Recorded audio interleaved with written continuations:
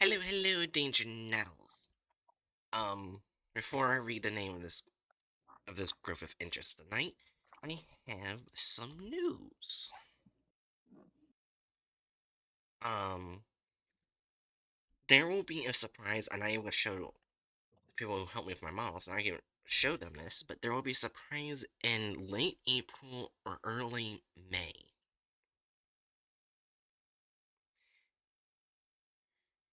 And it'll be actually uh, it'll basically be something that everyone will enjoy. And secondly, of the three things I have to say, I decided when went back to Patreon because I forgot to fucking upload a video Monday, and I had to put in an apology on Patreon. um, I decided to make that one video on my channel that's been deleted and can never be found ever again for free on Patreon for anyone to go on there. You can watch it for free. Nice. Which is basically the Lost Episodes creepypasta narrated by Momo.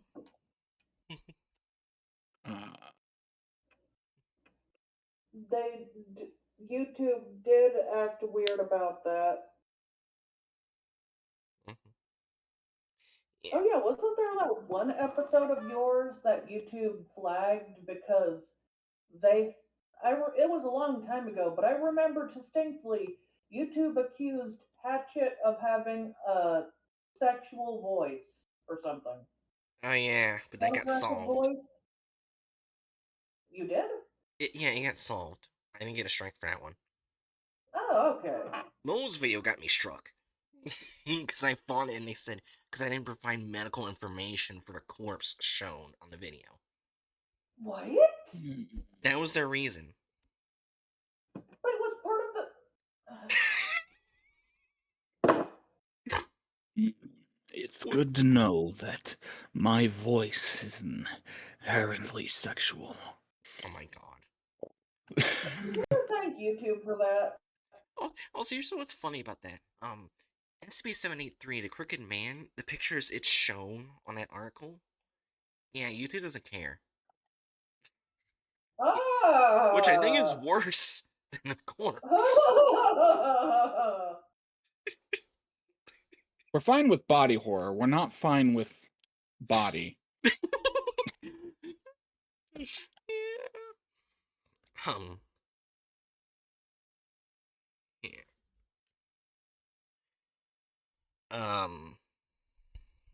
Also, the third thing is,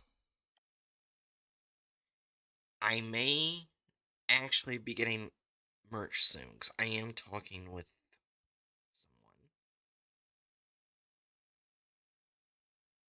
someone. Oh, did I get cut off? I think so, yeah. Yeah, I said I am talking with someone. Oh, talking with someone, okay. And, oh yeah, I need to find out when it get released, but I saw an ad for it, and I am actually excited to see it. It's a thing going to be on Netflix, where it's like a dinosaur documentary made by I forgot Spielberg's first name, but it's be directed by him and narrated by Morgan Freeman.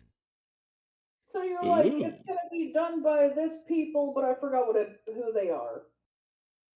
Well, I mean, I feel like everyone knows the director's name of Spielberg.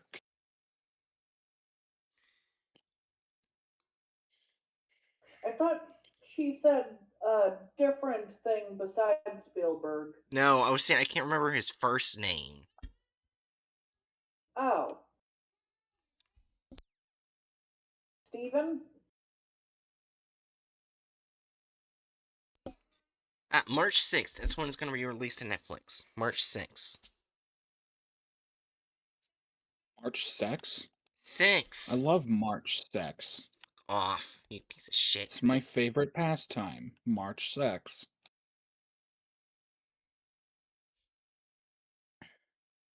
Hey, Rando. Yeah, hi, Rando. Yeah,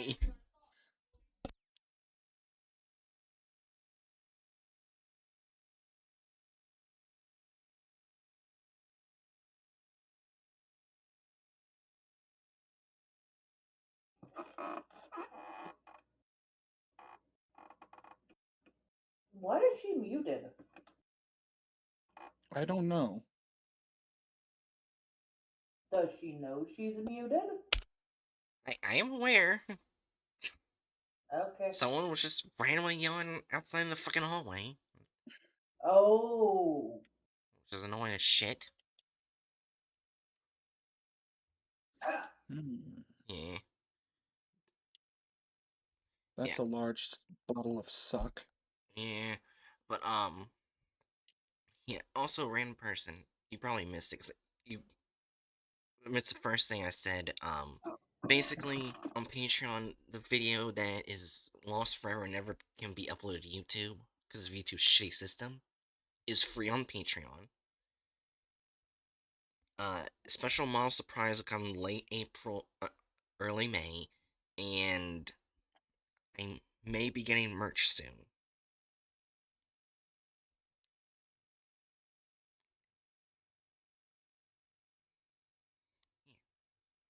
I heard Morgan Freeman and nothing else.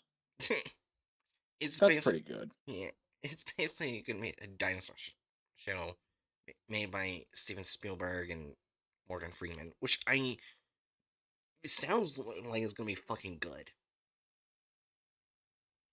I mean, yeah. to be fair, I'm pretty sure everything Morgan Freeman touches is basically gold with a voice like that. Yeah. Let me double check something. What?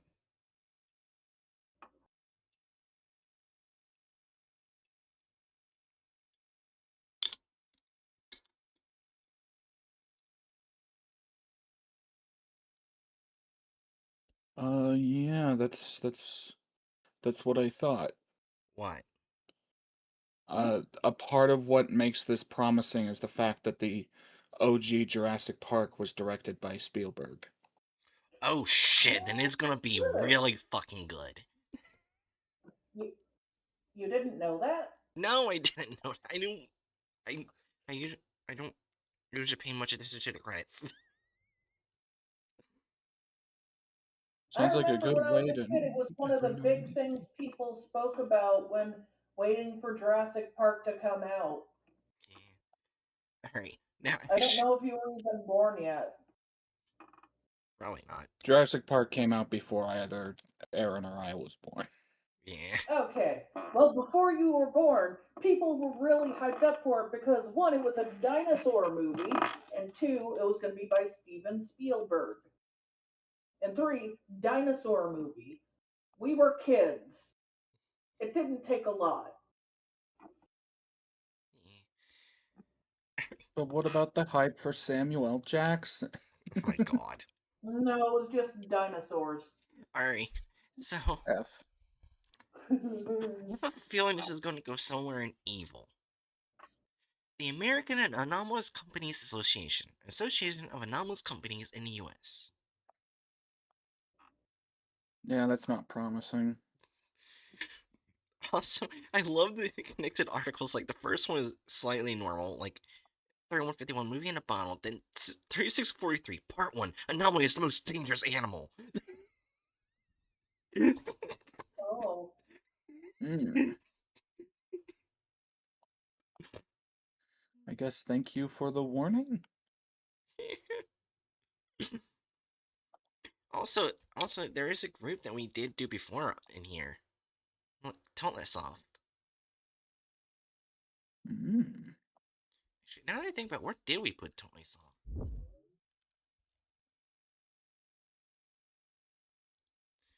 I know. I don't think they're in here. Fuck off.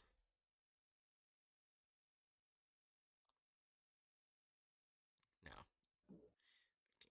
Go here. Oh yeah, incompetent neutral. Oh, that's not great. Hmm. I think at least a few of the incompetent neutrals were kind of like, oh, well, they tried. Yeah. Incompetent neutral really is the you tried star.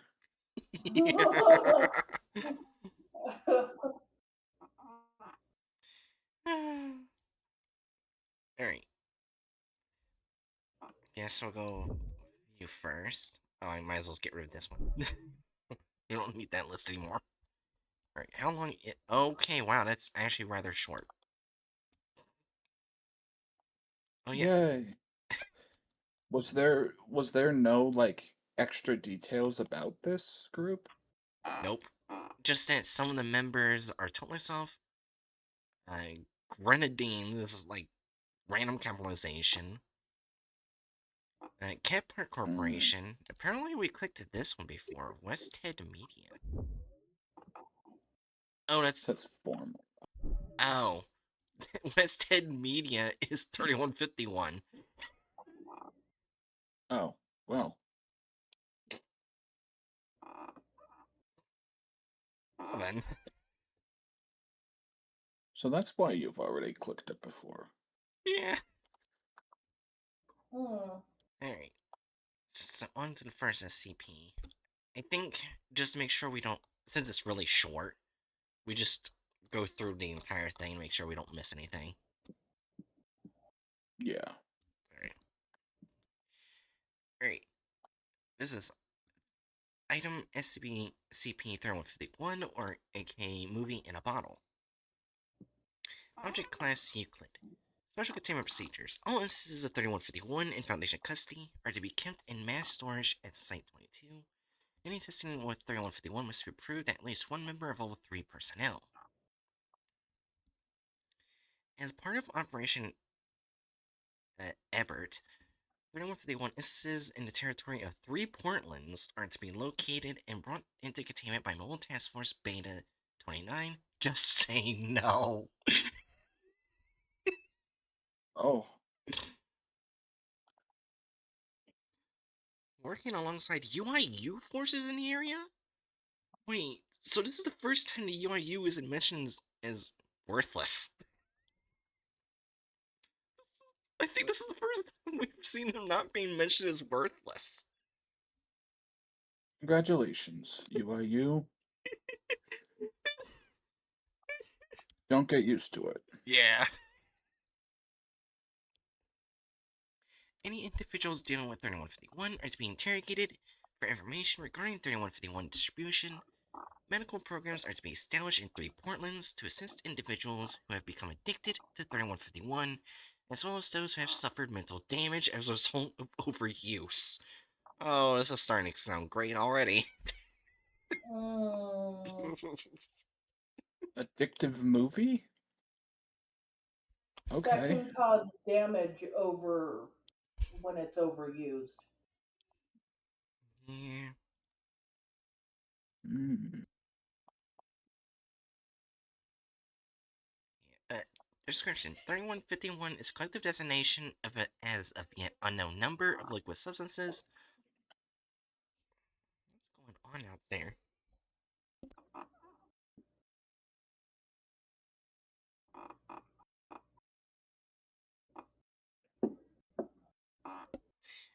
Apparently, one of the dogs wouldn't listen. I was about to say, it'd be very ominous last words. The last thing we hear from you is, "What's going on out there?" And then you go silent forever. Yeah, and Uh, you just like, hear all of a sudden FBI open up. we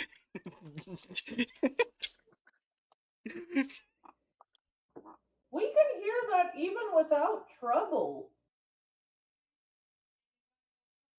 Isn't that one of the sounds that we can use on the soundboard? Yeah, No, this is talking about the idea of I know, like I know. Just FBI, CIA, CIS, federal police, etc. Anyways, no, I'll read description. SCP-3151 is a collective designation for an as of yet unknown number of liquid substances, which, when ingested orally, cause the user to experience a compressed and immersive hallucinatory vision of a FBI open popular up. film. Oh my god, random person. Each container of 3151 was found upon recovery, bearing a label reading "Movie in a Bottle," the next stage of entertainment vision from Westhead Media. As well as the title of the film it causes a vision of.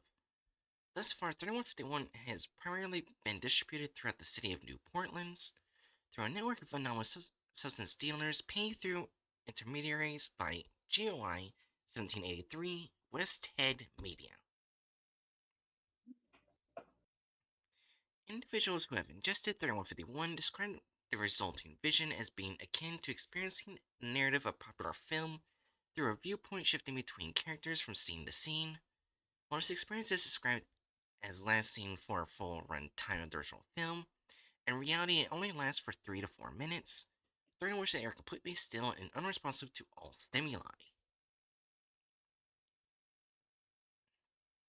This experience is generally described as more immersive than the original film due to the presence of stimuli relevant to all senses, rather than experiencing the film solely through a sense of sight and sound. Emotional reactions to the film immediately following the vision also seem to be heightened. Whether this is inherent to the more immersive viewpoint of the viewer or property specifically engineered into 3151 is currently unknown. 3151 is highly addictive, and evidence suggests this is an intentional aspect of the substance. Observation of 3151 used throughout 3 Portlands has also shown that prolonged and frequent use can have an extremely adverse effect on users' mental state. As the user ingests more 3151 and further visions are experienced, they gradually lose their ability to discern between reality and the narrative shown to them in said visions. Ugh. Don't like that. Oh no, I'm suddenly reminded of one of the lines from a Queen song. Is this the real world or is this just fantasy? Caught God. in a landslide. This condition worsens as the user continues to ingest 3151, escalating to a point where they are unable to differentiate between themselves and one or several characters in their films. If left untreated, this can lead to a complete cognitive breakdown. Mystic therapy has proven to be effective in repairing damage to a limited degree by erasing memories of the visions provided by 3151. As of the time of writing, 53 variants of 3151 have been found and identified through testing. All known 3151 variants grant visions of films that Westhead Media has had some level of influence over, whether financially or through other means. Known variants of 3151 include a faintly glowing liquid bright blue in coloration that causes visions of the 1982 film Blade Runner, US theoretical Oh, release, described as tasting similar to Coca-Cola.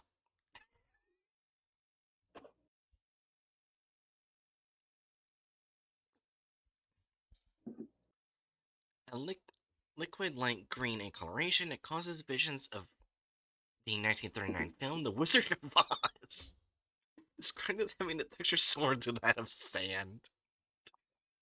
Ugh.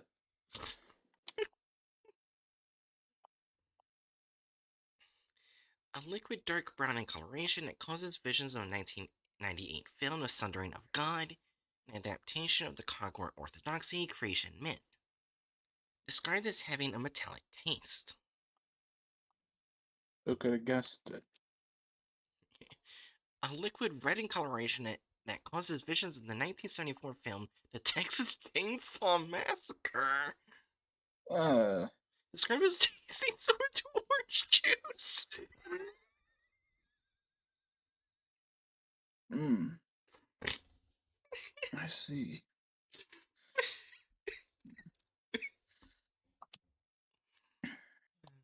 A liquid black in coloration, label reads The Opening Night TBA. The subject displaying behavior consistent with receiving a vision, but reported no memories of the experience, described as tasteless.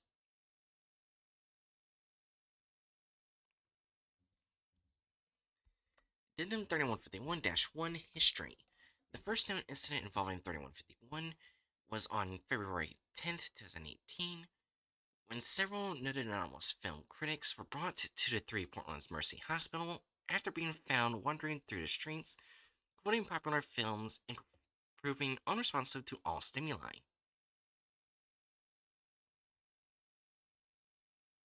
Wait a percent.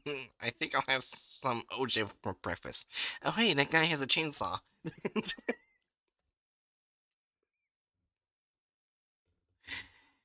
Investigation of these initial victims' residences by UIU agents revealed that the presence of several partially depleted containers of 3151. Initial containment of 3151 was handled solely by the UIU. However, as the spread of 3151 used throughout Three Portlands became pronounced, it was agreed that a joint containment effort, Operation Ebert, between the Foundation and UIU would be the benefit of both parties. Raids by MTF Beta 29 on residences of numerous anomalous substance dealers throughout Three Portlands. Following this agreement resulted in numerous instances of 3151 being brought into containment. This number has increased as Operation Ebert has gone on, and the presence of 3151 in Three Portlands is expected to be removed entirely by the end of 2019. Oh, hey, it's gone. Those to contact Westhead Media in regards to 3151 have been unanswered in the same manner as all communications following their expulsion from the American Anomalous Companies Association.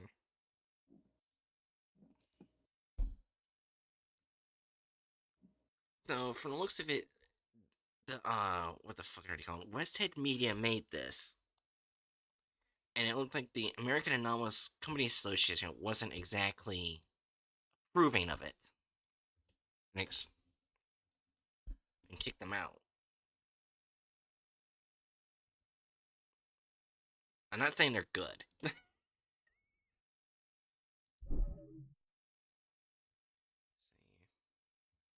That's not what I thought it was gonna do. I thought it was gonna be saying like, "Oh hey, you drink it, you get to see a movie." Nope, it fucks you up completely. Apparently,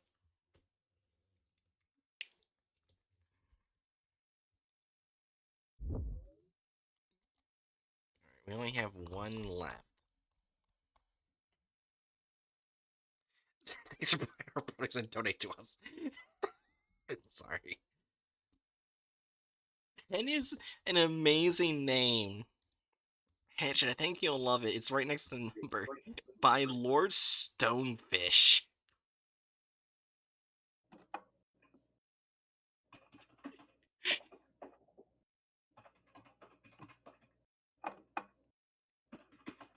Is that shit here? I apparently pressed the fucking mute button at some point. Oh no! Anyway, as I had said, one, that's an encouraging thought to the fact that Westhead Media was kicked out of the group we're looking at. And two, I said that is a lovely name, and it's funnier if you actually know what a stonefish looks like. Does everyone here know what a stonefish looks like? Isn't it like super ugly and also very deadly? Yes. I think they look cute. They I mean, they are, but they're also I ugly. guess I guess they could be cute in the way that like super ugly dogs can be cute. Yeah. I know it from I have a Stardew warped Valley and sense nothing of else. cute, so maybe. Come on, let me just look up pictures of stonefish and let me get one picture I think might convince you. Rainbow says, I know it from Stardew Valley and nothing else.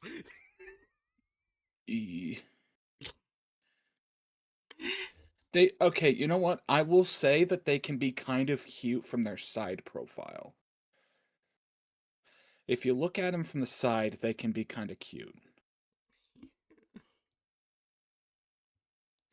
But they are like a notoriously ugly fish. There we go. I think this is a cute picture.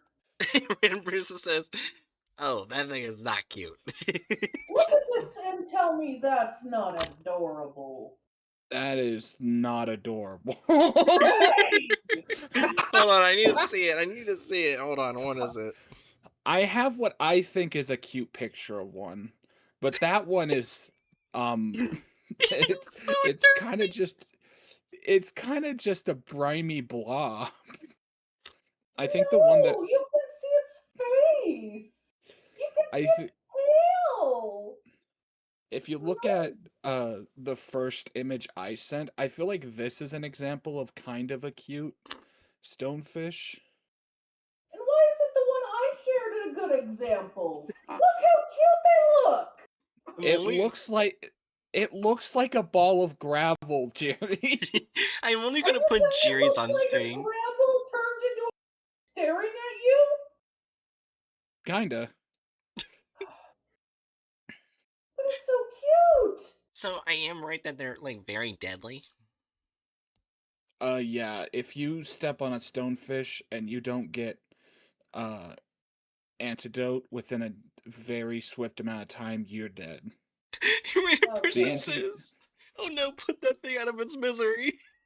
I found another picture I think might be adorable, but now I'm less confident that Hatchet might agree. that one's closer to being cute. Hey! I'm sorry, I think do you want me to lie? no. Here's one that I think is a cute one. It's mostly from side profiles. If you're looking at it straight on or from above down, they look kind of uh at best derpy, at worst like an abomination.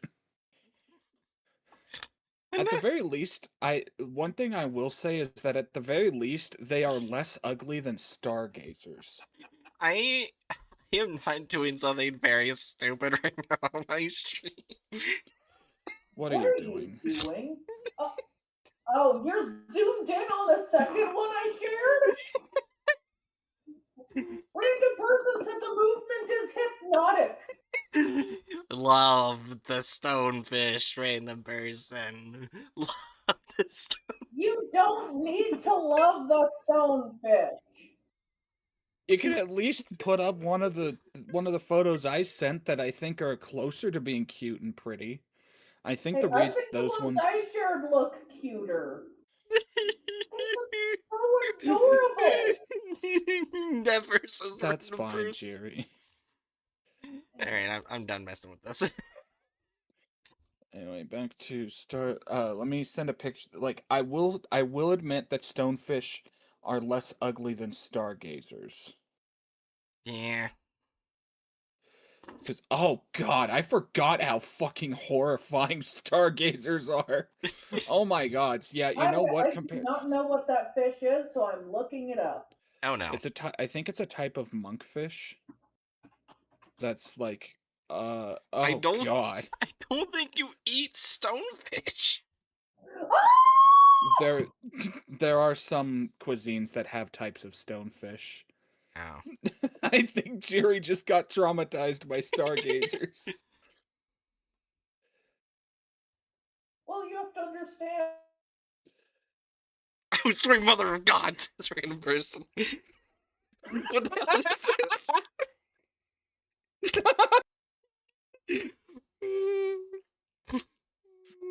I think random person also looked them up. A couple stargazer images in recording live stream VC.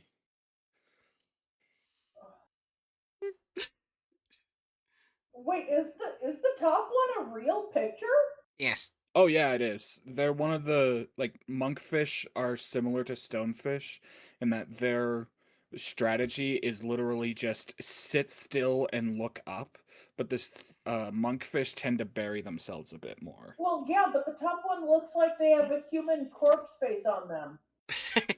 Nah, that's just how their coloration came out. Yeah. Also, random person. Why? I don't know. Why? Why?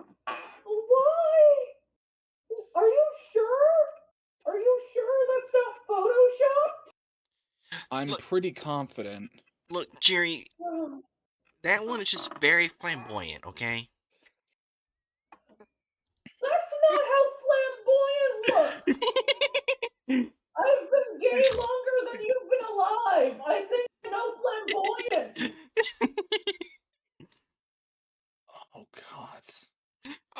Yeah, they just get worse the more images you look for. It says it's staring into my soul through like 3 screens. Anyway, so we're ready to continue. There's there's one I was about to send. There's also this image that kind of shows like how that kind of human corpse face look comes about with the right coloring.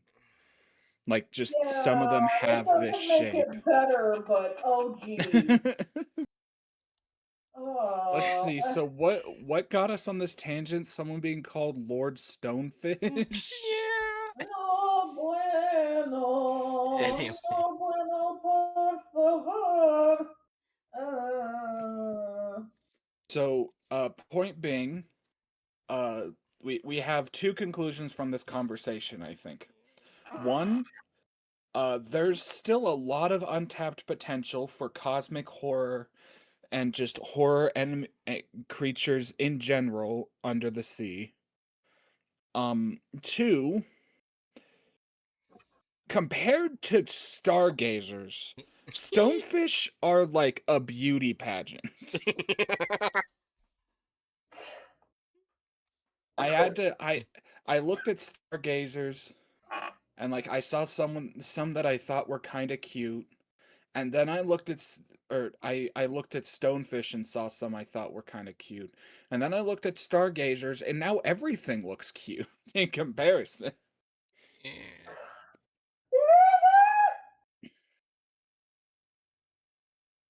They look like Uh, nightmare fuel. Like the They really servants do. to the cosmic horror that's in the deeps below. any- let's. I still love. Sorry. I still love. Um, I'm curious. How does one eat a stonefish? Well, I mean, basically, if you kill the stonefish and then take out the poison glands in their barbs, you'd probably have a fish that you could eat. I don't know if it'd be any good. Ever since Yeah, But there's this. moving a on, Huh? stargazers taste like lobsters, apparently. Yeah, that's what I was about to read. Huh. But I was just gonna. I would never touch Stargazer. It sounds like it's delicious, but no, no, thank you. No, thank you. I'd be tempted because I love the flavor of lobsters, but I am like viscerally morally opposed to how lobsters are cooked. Yeah. Yes, and that's valid. Also, lobsters are so adorable, but I feel like this is so evil you might get cursed just by eating it. What What about about Star? Stargazer pie? Ugh. Okay, anyway, as I was going to say, uh, I hadn't been looking at your chat and had only been hearing you narrate it. It is really fucking funny seeing in chat the direct evidence of when Stargazers was brought up. Where it's Yeah. like, this moment is hypnotic. Never. I'm curious. How does one eat a stonefish? Oh, sweet mother of God! What the hell is this?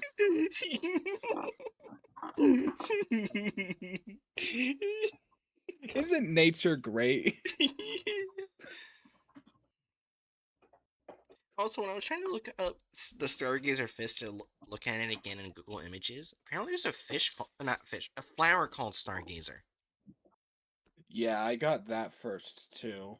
Oh yes. Hmm? It's probably a nice thing on behalf of the world that Google shows you the flower before the fish. Well, that's because the flower is very popular and beautiful. Oh my god. The fish is not. Also, I am not taking back what I typed in chat. Fair enough. Because remember, if you ever cook a stargazer, eventually you'll either have to throw the head out or use the head in broth. And the head will stare up at you. Um, I don't want to be a part of that kitchen. I feel like if I actually did. Most fish Oh, cannot stare back at you when you're cooking the head in the broth. It can. It can. Yeah. Also, I feel like I mean, one person here wouldn't be bothered by it, but I don't like seafood. I suppose fair enough. I've seen worse.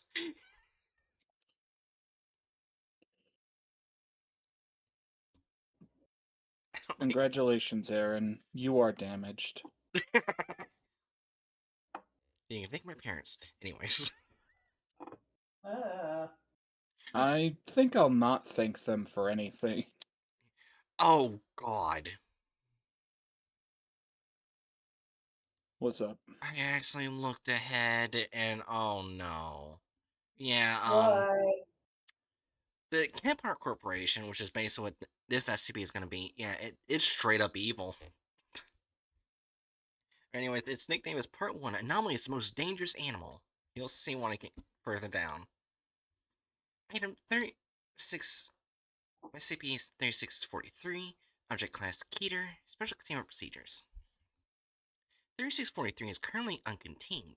All personnel assigned to Euclid class objects are to remain on high alert for any evidence warning from Site 81 of an incoming containment breach of their objects. If their object or objects breach containment, these personnel are the following requirements for recontaining their objects. If an all clear arrives from Site 81, then the object or objects are to be taken off high alert. All personnel stationed at Site 81 are to be kept watch for an entity matching description of -1. If one appears, its possessions are to be confiscated and analyzed, and is contained in a standard safe object containment chamber until it expires. All mentioned personnel at Site 81 are to perform the actions stated in their letters. Foundation operated web analysis bot Epsilon 09, Gray Smith, is to be kept in constant operation and checked for defects twice a week by a level 2 staff member familiar with its operation. While functional, the bot will search for mentions of the following keywords across the web: Caphart Corporation, David Fincher, Zodiac, Courier, SCP Foundation. The web page is to be blocked, archived, and then forwarded to the 3643 containment team. This is where I read ahead. Description: 3643 is an unknown sapient construct or entity who is believed to either be or more likely masquerading as the uncaptured serial killer known as the Zodiac Killer. Oh. Yeah, that's when I saw ahead. I was like, yeah, the Kip part is evil.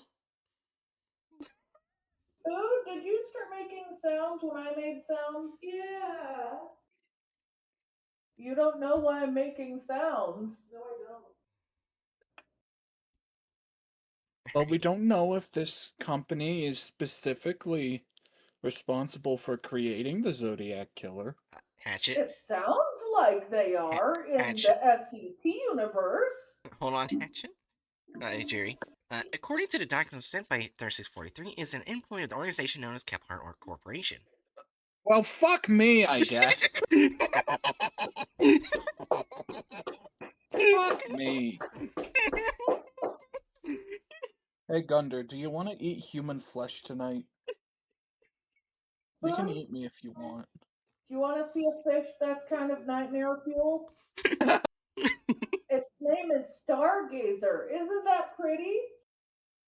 Yeah, sure. I have a picture of one up right now, buried itself in sand. As fish do sometimes when they're hunters, and it likes to hunt. I was going to say, I will This hold my. is a real picture. I was going to say, I will hold judgment until I learn their intent, but they're going to blame him. Now What remember. master of an element are you claiming the Stargazer is? All of Oh my them. god. Oh my god. Anyways, back to the SCP Wait, urban. I'm sorry. I'm sorry. But did Spood just imply that the Stargazer is the Avatar? Yes. Did I hear that right? Yes. Yeah.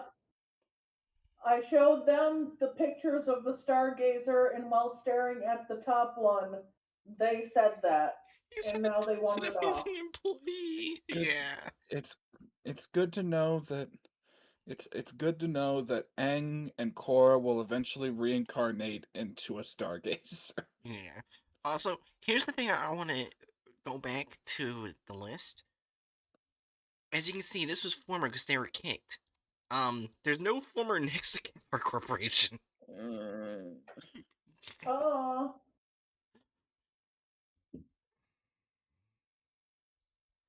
There is no okay. record of a corporate entity with this name anywhere, with one exception: the official member list of the American Anomalous Companies Association, an organization to which many of the capitalistic anomalies the Foundation observes belong.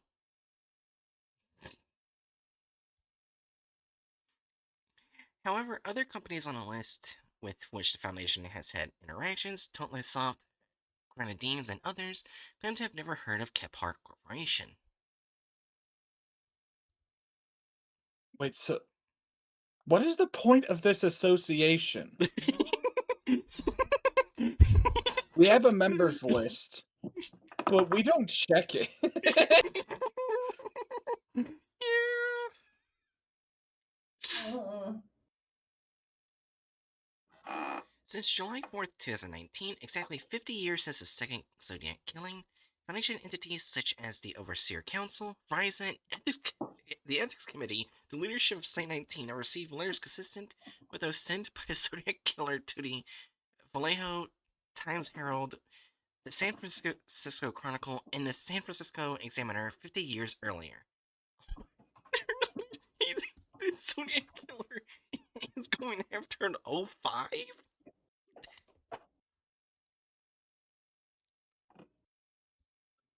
uh, That's like a literal death sentence. well, the Zodiac Killer didn't like send messages to threaten people. They basically just sent cryptic bullshit to news outlets. Uh, It's not that those messages are threats. uh, Yeah, they were more like he wanted attention. Yeah. Imagine a serial killer that has the personality of a fucking Twitch YouTuber oh my and a god. little or a Twitch star and had a little bit more brains. That is true in a random person. How the And fuck did he find literally, O5's? one of the reasons he got away with it for so long was because the Zodiac killer basically blended in. He He, looked so normal that he got away. yeah, so random person this raised a good question. Wait, how did he find O5's mailing address? Maybe we'll find out. In these letters, 3643 claims responsibility for civilian attacks and states that it is being paid by Kephart Corporation to blackmail a foundation.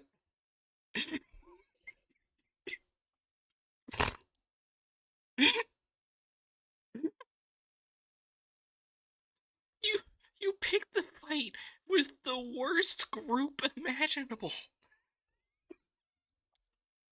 So they so let me get this strength. It's not that the Caphart Corporation created the Zodiac killer.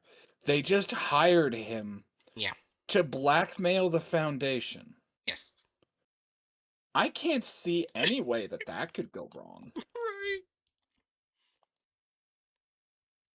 It states it will accomplish this by causing attainment breaches of Yuga class entities unless the Foundation sends campaign funds of upwards 10,000 USD to Kephart Corporation once a week. Dude, what the fuck? He put a gun to her head, but the gun was unloaded, says random person. Yeah, that's not even that much money. Yeah, like, the Foundation has way more money than that. It's like blackmailing Mark Zuckerberg for $20. The cryptogram included with the letters, when deciphered, lists a number of entities currently under threat as well as P.O. box address at St. George, Maine, where the money should be sent. While this particular P.O. box is non-anomalous, any mail sent there by the Foundation vanishes before delivery. I think you got cut off there. I did? Yeah. Hold on. Then I'll do something real quick. Vanishes.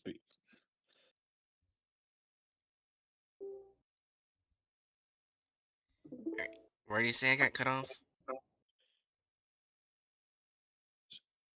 What was that? You I got say very robot-y. I say where do you say I got cut off? Like, I think at the end of the last sentence.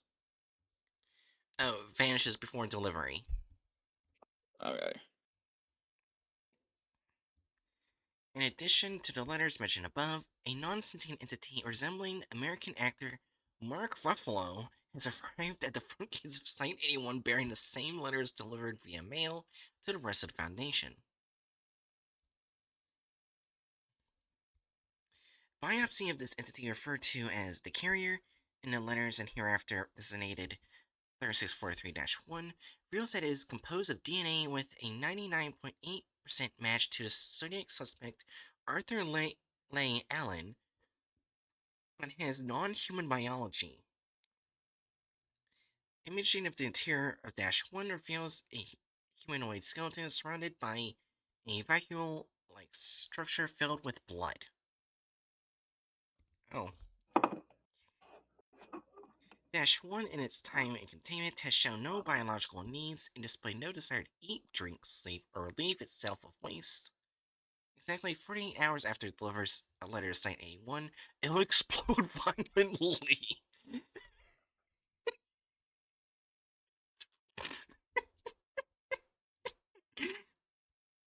I,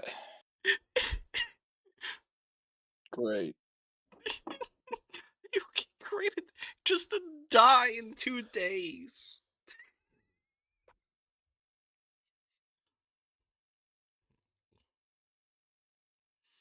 At the time a new letter arrives, it will reappear at the gates of Site 81 unharmed.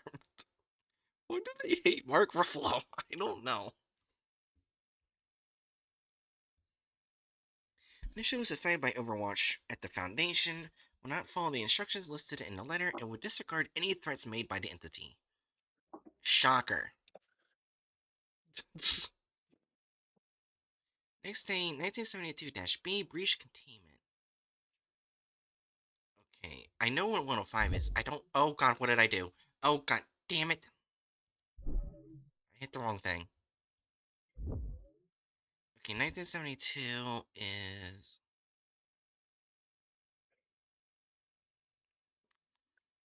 Okay, 1972-B is a dull gray metallic sphere measuring 55 centimeters in diameter with a 4 centimeter band of red metal sorted metal around the equator. The chemical makeup of 1972-B is unknown. No samples have been successfully taken. -B is capable of self-propelled flight, generally hovering 1 or 2 meters above ground level, with maximum observed height being over 500 meters.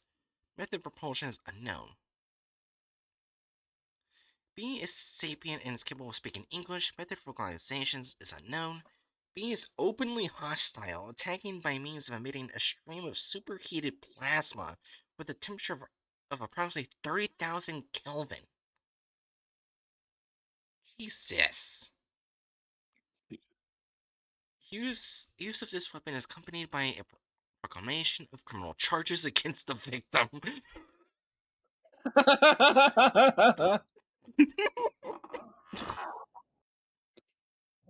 HP has attempted to escape investigation, resulting in a total of 43 deaths of Foundation personnel, with the stated intention of seeking out and killing Dash A, which is above.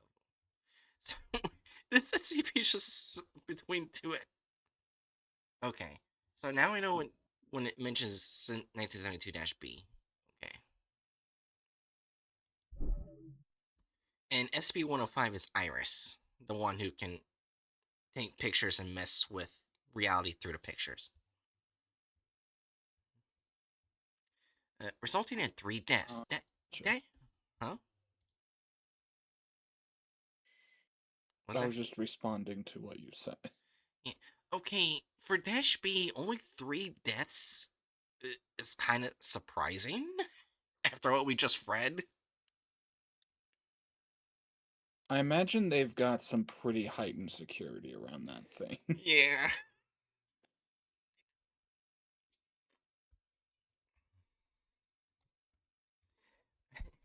And SCP-105 was found unconscious in her chamber, clutching 105-B, which is our camera. Shadow minor knife wounds were found across 105's body, and it could not be determined how 105-B ended up outside its locked safe deposit box. Oh, poor Iris. It was therefore decided by an ethics committee who initially voted to mail the money against the decision of the O5 Council that all instructions in the letters would be followed. However, once the requisite sum was mailed 3 times to the St. George P.O. Box, with no subsequent containment breaches, the letters started only being delivered to Site 81 by -1. Since then, all letters have specifically requested actions to be performed by staff stationed there. These letters display an unusual knowledge of personnel in Site 81. This is the current status of 3643 as of March 25th, 2020. Wow. Addendum 2.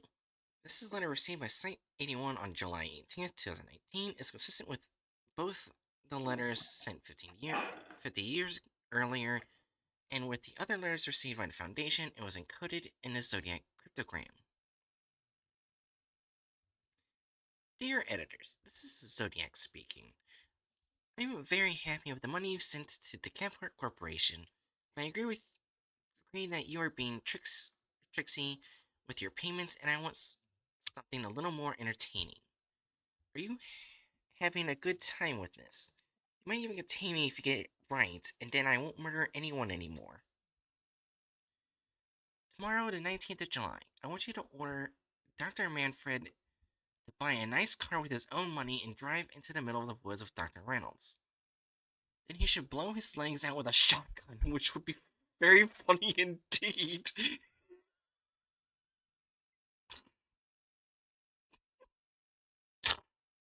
I'm not sure what I expected from the Zodiac killer. Oh god, it gets worse. I want Dr. Yeah, Manfred to perform sexual violence for Kemper because it feeds the bottom line.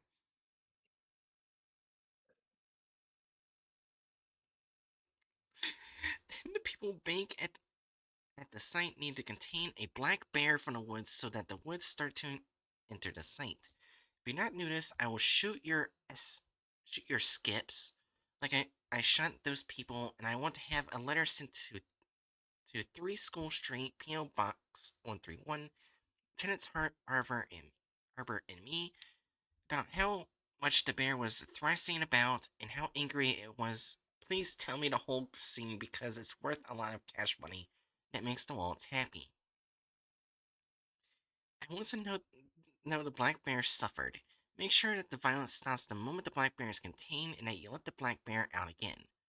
The man who sold the site pineapple in a can last week should be on the radio with Dr. Manfred. I know it's easier to give money, but it's not profitable, and you want to avoid a good old-fashioned murder mystery like David Fincher did.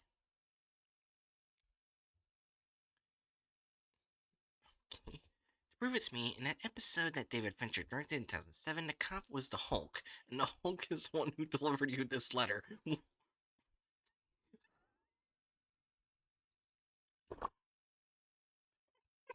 To be honest, yeah, he did have that sort of ego, so okay, why are there so many weird letters?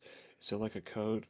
What it is like this is supposedly the like uh translated Zodiac code Yeah. that this is written in.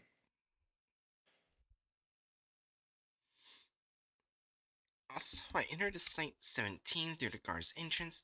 There were 13 guards. That ethics committee were wondering as to how I unlock and release my victims in the site. If you bite off the lock with your sharp little teeth, it just snaps in two and falls to the ground. Huh?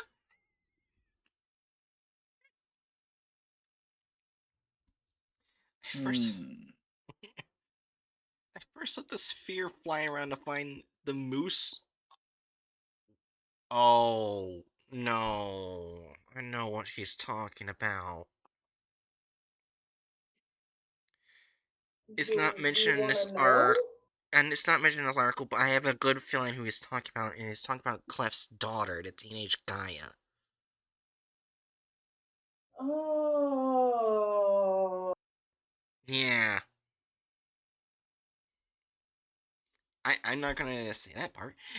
And then I went and slapped around the girl who can move photos. None of your MTF police noticed me when they were too busy playing cards, while I thumped her on the head and dragged her around. You know, now that I think about it, if Clef knew that he tried to harm his daughter, I don't think Todek will be alive much longer in this universe. He is very protective of Yeah, her. for good reasons.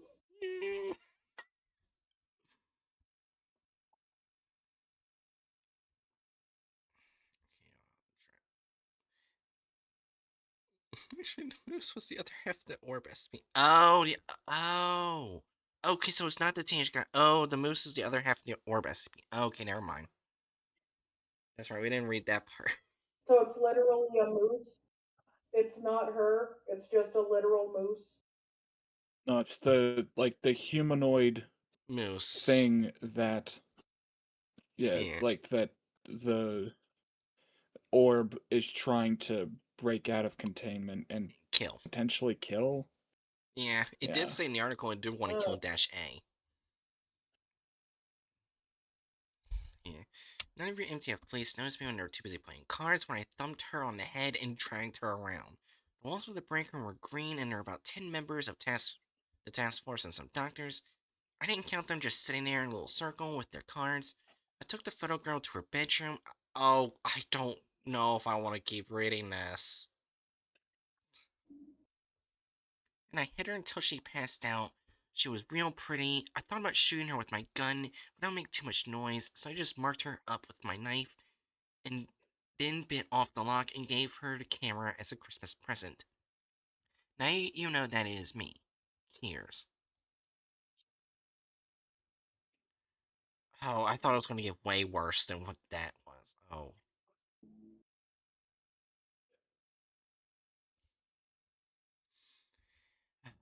Operation Following the Bear was performed by Dr. Manfred and Dr. Reynolds, by both undergoing psychological counseling following the experience, despite testimony from both that they requested sexual violence was faked. Michael Van Doppelmayr, a food supplier, made contract with Site A1 was anesthetized following the procedure. Directly after the operation occurred, another letter arrived from 3643 threatening gun violence against retired site director Jean Carlisle Actis, and active site director Hollister Cox, as well as the release from containment of 173. Oh no. 3026 and 1915 from their respective sites. The instruction in this letter were as follows. I don't remember 3026 or The orb is 1915. pregnant with the moose creature's child? Hi. You know what? It doesn't even. I'm not even surprised. This has to be fucking universe.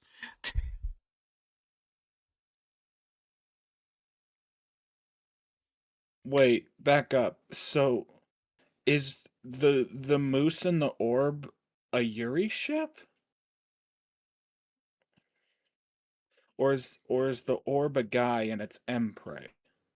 I don't know, Hatchet.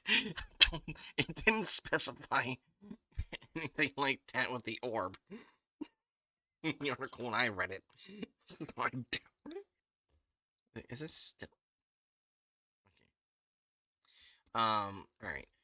3026 is an object that closely resembles a human child between the ages of 8 and 10. While 3026 will react to certain stimuli, it is immobile in most situations and does not appear to require sustenance.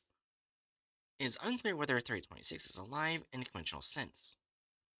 Whenever a living organism with a brain comes within 7 meters of 3026, 3026 limbs will rapidly increase 6 to 7 meters in length in the direction of the organism.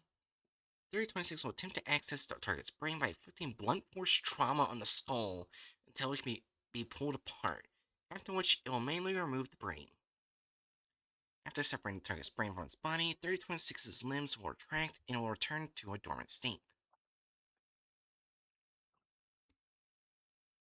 3026 also displayed the ability to rapidly extend and retract its limbs in order to avoid physical contact with moving objects, preventing attempts to acquire samples or inflict damage. While 3026 appears incapable of ambulating conventionally, it is capable of relocating by falling prone and pushing against the ground and nearby objects by extending and retracting its limbs, returning itself into an upright position. When it ceases movement, 3026 has been observed to reach speeds of 40 kilometers per hour using this method. Jesus. Oh, but random person says, oh, never mind. It is an impreg. so, that's, Oh, so that's 3026. Okay, that's very terrifying.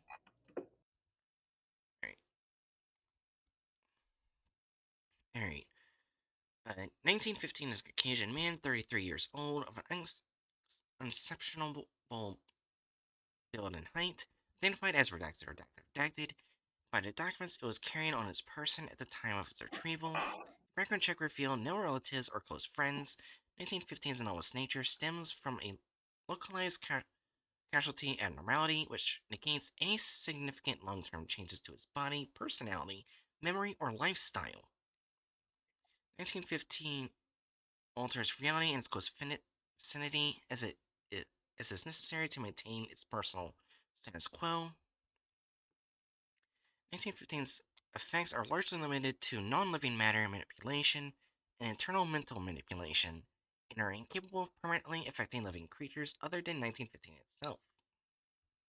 1915 does not appear to be aware of its anomalous properties, and a mild to moderate discontent and expressed concern in his life during several interviews suggests it possesses limited, if any, control over them. 1915 is unaware of his containment, believing it is still employed at the offices of now defunct Redacted Corporation, where it was recovered. Oh, damn. So now we know the SCP. I don't think we need to read it at 173. I think everyone here knows what that one is. That's the neck snappy statue boy. Yep.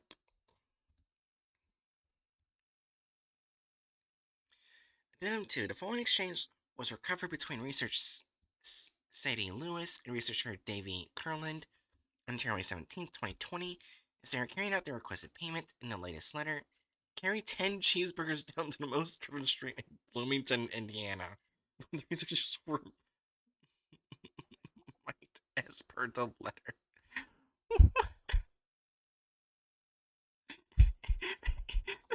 The serial killer wanted 10 cheeseburgers.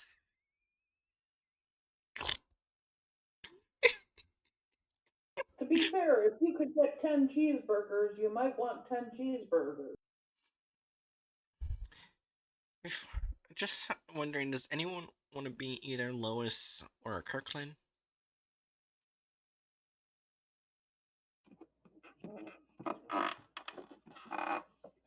Just someone them I at this guess point. I'll be. I guess I'll be Curlin. Alright. Curland.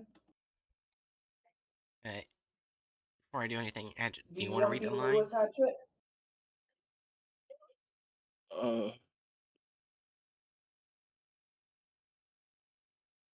Uh, wait, what's going on? I'm sorry, I was distracted with something in Potioncraft. Oh, Oh, I was they're asking. reading a log. Yeah, I was wondering if you wanted. I asked both of you wanted to do a line, and Jerry said Curlin. Yeah, and then I asked if you wanted to do Lewis Hatchet. I think I'll pass. Alright. Begin log.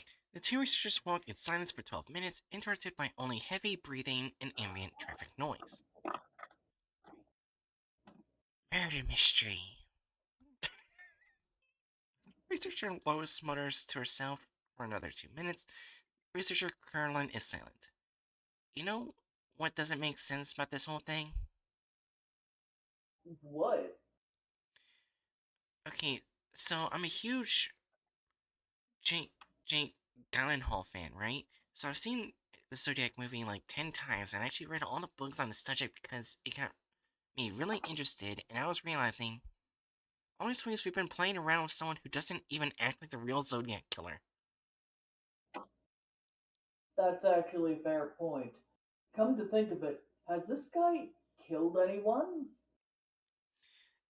No, I mean, yes, if you count the people the cop bot zapped, but not directly. He just roughed up Iris a bit. The stuff in the letter about knocking her out and beating her up makes no sense. Apparently, she was just in a room and she passed out.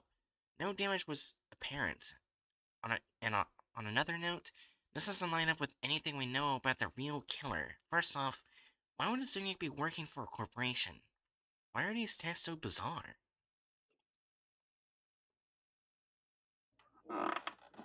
Hmm, he hasn't really wanted, like, a classically violent act since the first time.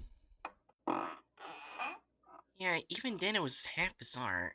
And then second off, why are we falling for this? Why are we being so cautious and stupid? Why are we doing what this fucker wants?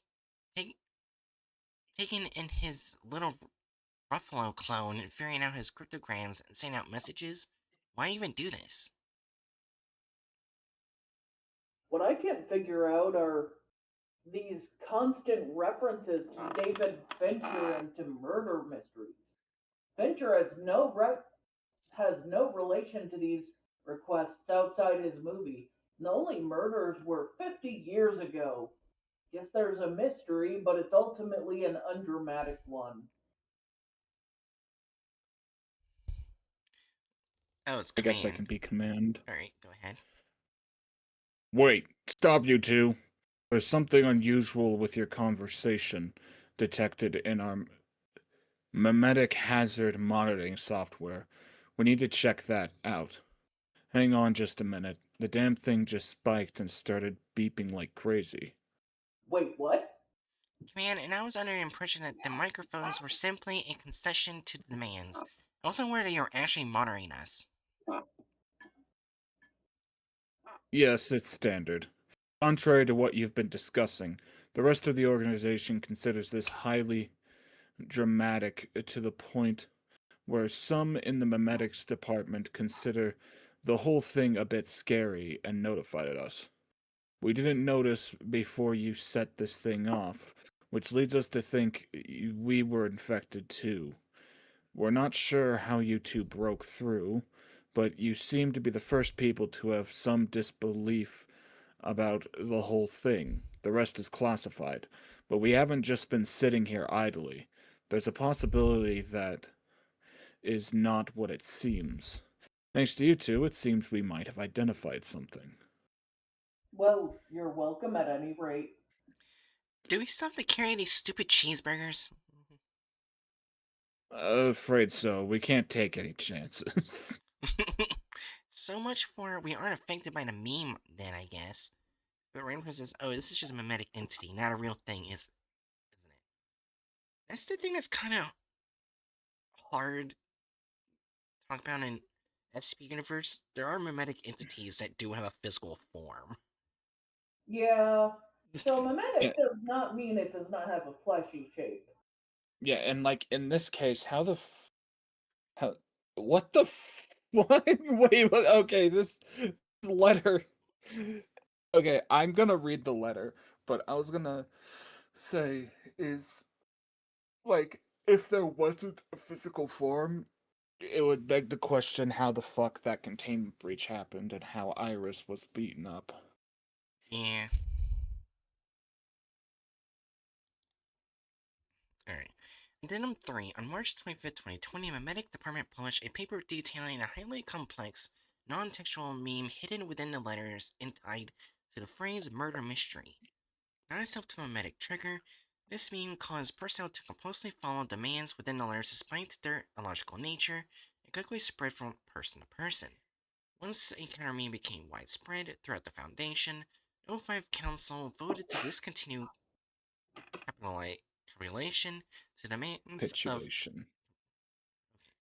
capitulation to the demands of 3643 and Kephart Corporation, now designated GOI 4889. Following this, a cryptogram was delivered to Site 81 by 3643-1.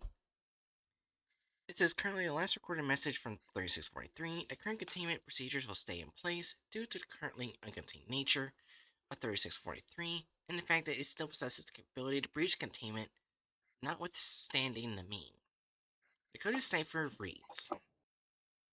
Zodiac speaking. I like killing David Finchers because it's so much fun. It is more fun than killing SCPs in this forest because Anomaly is the most dangerous animal of all to get money. Something gives me the most thrilling experience. It is even better than getting your rocks off with a goober tutorial. There is no punctuation.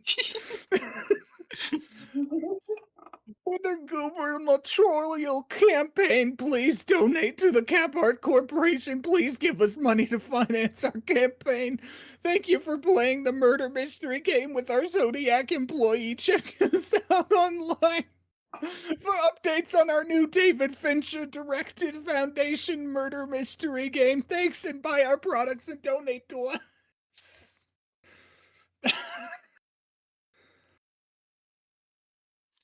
Capart Corporation. So this entire time, it was just a mimetic video game?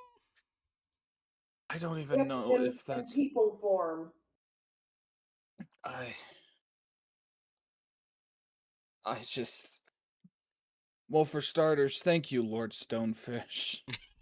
Um, uh, if we were talking about just the Capart Corporation, Yeah. I'd be putting it in an incompetent evil. Yeah, but it's this group, and yeah. And this group didn't even know that the Capart Corporation was a part of them. I just... Also, here's the thing. This is part 1.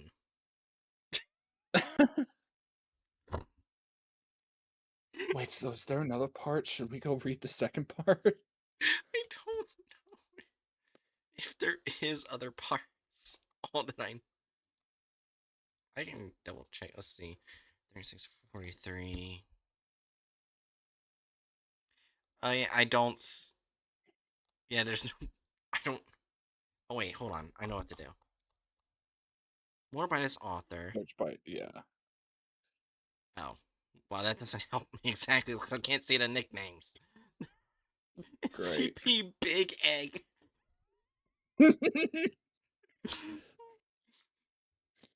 Mark Ruffalo existing. Oh my god. Oh, he's the... Huh? He's the one who wrote Ronald Reagan cut up while rapping. You mean? Yeah.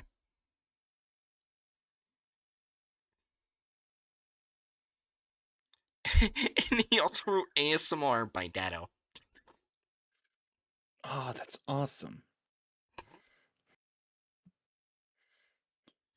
I wonder. No, I can't. I was saying if he had like a page where. You could Yeah. copy his name and look around.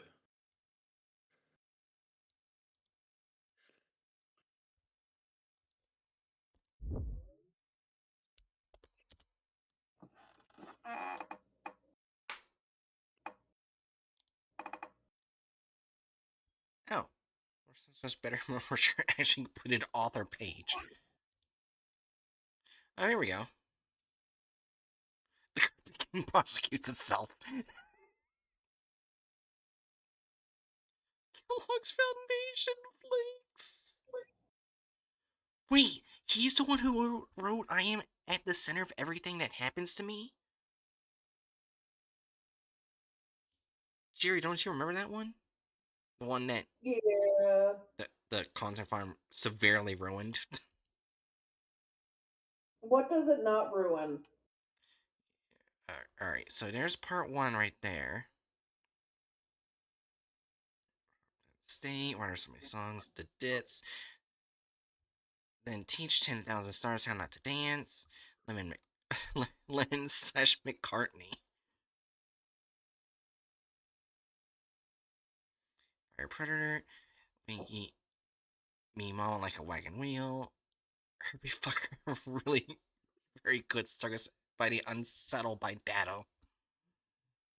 Is this guy like the primary person behind Dado as a They group of might be. interest? No, Dado was originally created by DJ Cactus. Uh, Yeah. Damn it. Yeah.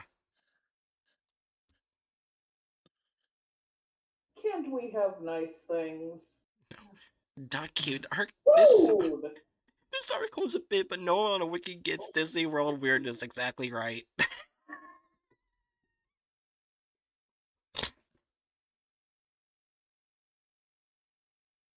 It doesn't. Oh, Jim, I wanted to write a straightforward gross murder monster. Aaron. Oh, sorry. Monster out of a. Where? Well, now I lost where it is. Out of a perverse desire that they'd finally feature my work on a I didn't mean to move. shitty SCP animation channel, but I gave myself the constraint of every element must come from a David Byrne lyric, and the result was not only obscure but very, very, very gross. I'm Oh, tempted to say that we just read that for the fuck of it, but yeah. I have no proof the of it, but telekill I gun. feel like it would be funny if he saw the SP Chronicle video about 39.99 and wrote 6513 because of it. That'd be funny. Yeah. But I have no proof of it. So, as far as I'm aware, no. He has not made part, or he or she or they them has not made part two. This is why you just start out by saying they. Yeah, I don't. So, Anyway, where do we put um, this fucker?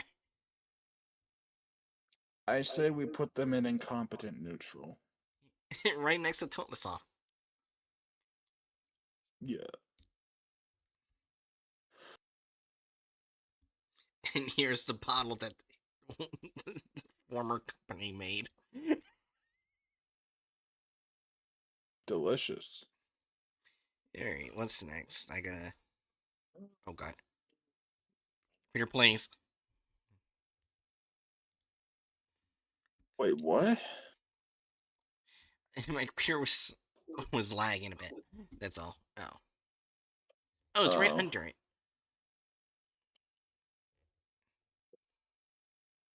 American Secure Containment Initiative. Yep. By the way, Jerry, I think we're hearing echoes coming through your mic. Alright.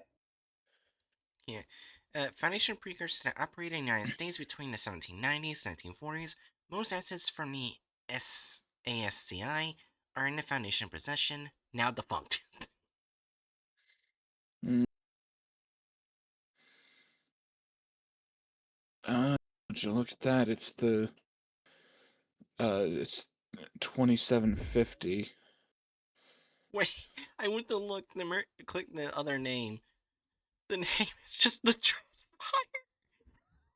Uh, I feel like we don't even need to look at anything for this one.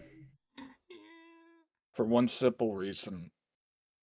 Has everyone here actually like read or listened to a breakdown of uh 2750. I'm not gonna say the full name because I pretty have sure not. I'm pretty sure that's one of the words that's I generally encouraged not to say by native folks. I usually just see like skinny boys or windy boys. That way I'm not actually saying their full Yeah. name.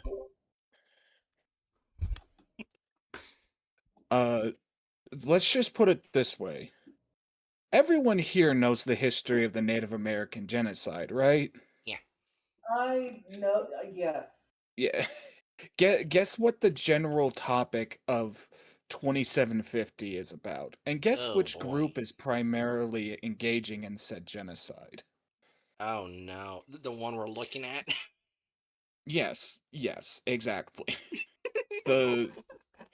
The the skinny boys in that article are basically another anomalous race of people that uh the American Secure Containment Initiative, with some very minor help from actual Navajo people in the story, were all but completely wiped out.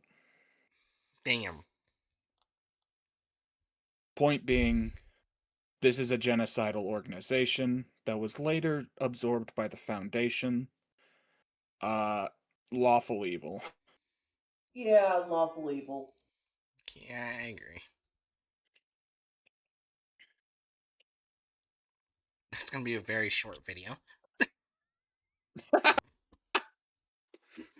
It's just like a 1 minute clip of me summarizing 2750. 2750 is one of those articles that I remember the basic details of, but I haven't gone back and re-looked at with my more current lens of being a bit more aware of how, like, stereotypical anti-native stuff comes up, so there's also a good chance that there's some bits of bigotry in the narrative itself, like how it's Yeah. written. But the overall point is this group engaged in a very flagrant genocide. Mm. I'm trying to see if it's any of these are on the list. I have on the pictures.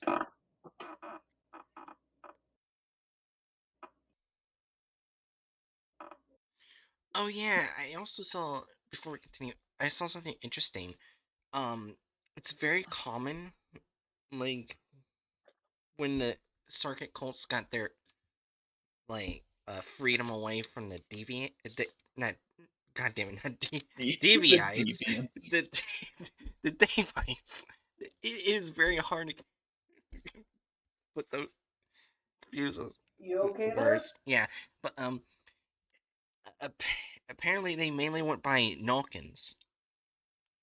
That's Hmm, their name, and hmm, they actually left, like in their history, they left uh the Cogwork Empire alone, which is basically the precursor to the Church of the Broken God.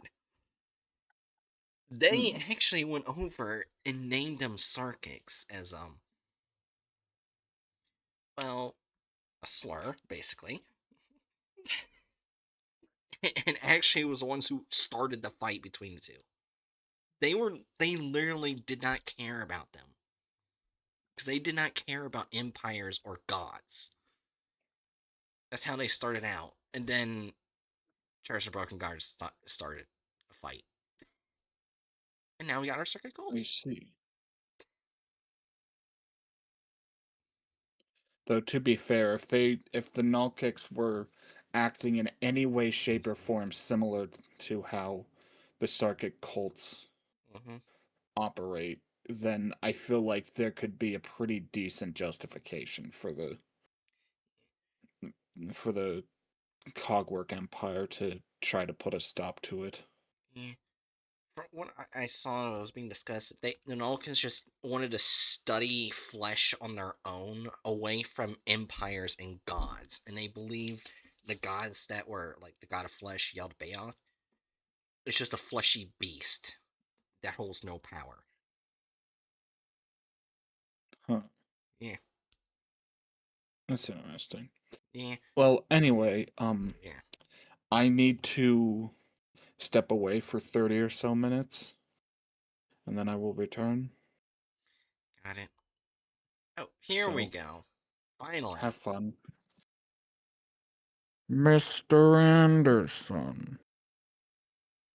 Talk to y'all in a couple moments. Or in a half hour. Gotcha. Alright. Alright. Anderson. A GOI from the Japanese branch. Not most, if not all, SCPs related to this GOI have the ingredient Anderson. Has a strong connection with the works of Hans Christian Andersen, mainly his fairy tales. So this is not going to be confused with Anderson's robotics. This is different. I say it as Anderson's robotics is right below it. Yeah, they're different.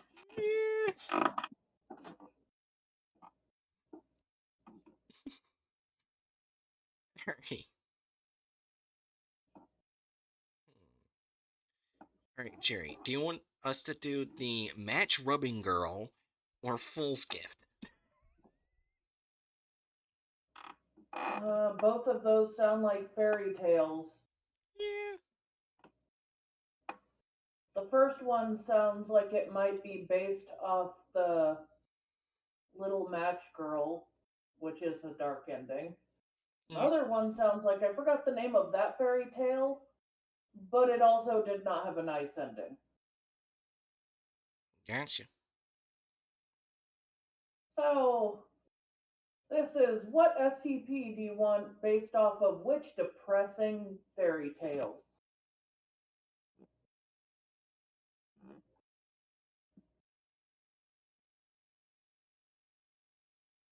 You know what? I know how to solve this, Jerry.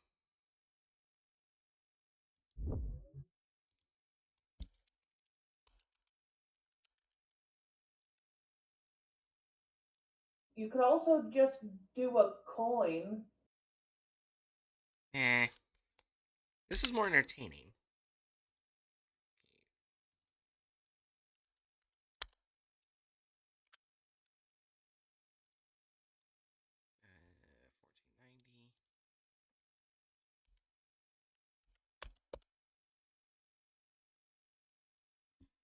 1490. Alright. 3, 2, 1. Yeah, okay.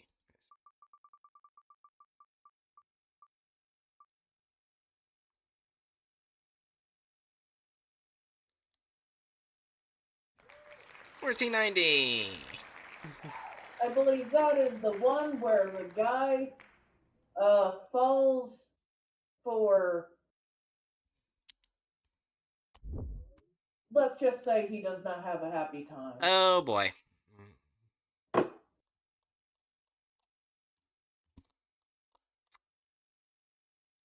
Well, this is gonna be fun. Give me a moment while I get Google Translate. Fair.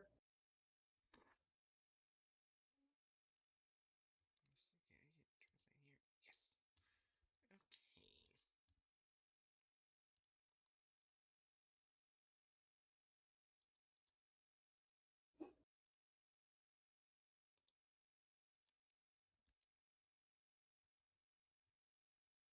Okay. Alright, also before I start this, I have to go take a ginormous, humongous piss.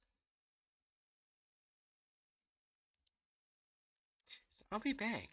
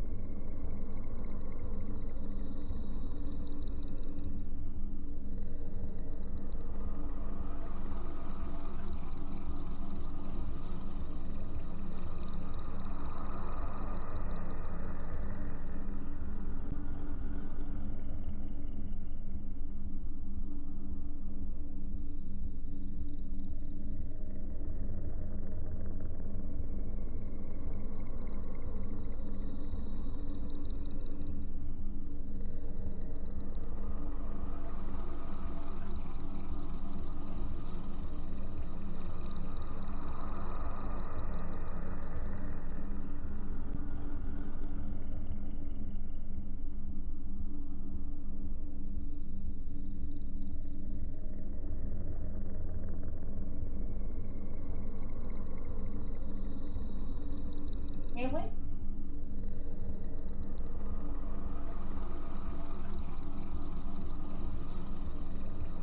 Why is it so quiet?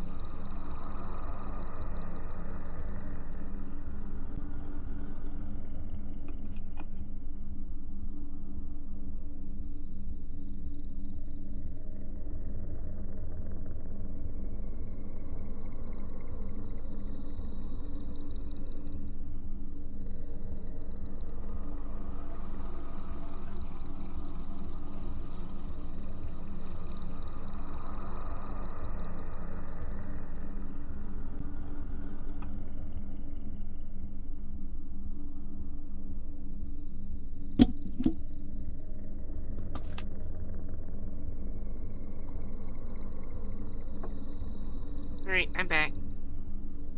Welcome back.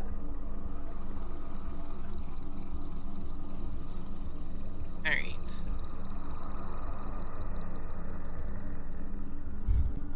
Item SCP-1490-JP, Object Class Safe. Special Containment Procedures. 1490 instances discovered as so far as to be stored in containers filled with cushioning material. Considering that 1490 instances have not been secured by the Foundation, nationwide investigation will be conducted using the following methods. Oh shit. Thanks, random person. I'll reread that. Oh, you still had the screen on, didn't you? Yeah. Item 1490-JP, Object Class Safe, Special Containment Procedures. SCP-1490 instances discovered so far as to be stored in containers filled with cushioning material. Considering that 1490 instances have not been secured by the Foundation, nationwide investigation will be conducted using the following methods. Recovery of perfume sold in bottles with designs similar to or containing 1490, based on the cover story of a carcinogenic substance. Confirmation of scent of 1490 in areas around the last known locations of missing persons nationwide. Description: SCP-1490-JP is a perfume. At the time of discovery, it was sealed in a spherical bottle with a volume of approximately 880 milliliters. The dash label bears an illustration of a comb entangled in a chain and the words, "For those for whom love alone is not enough." No anomalous substances were found during the component analysis. Its odor has been described as a faint, metallic, and floral scent. Humans, hereafter referred to as -A, who inhale a certain amount of 1490 will immediately collapse and enter a deep sleep state. The effect lasts for an average of just under 4 hours, and all experiments to awaken them through external stimuli have failed.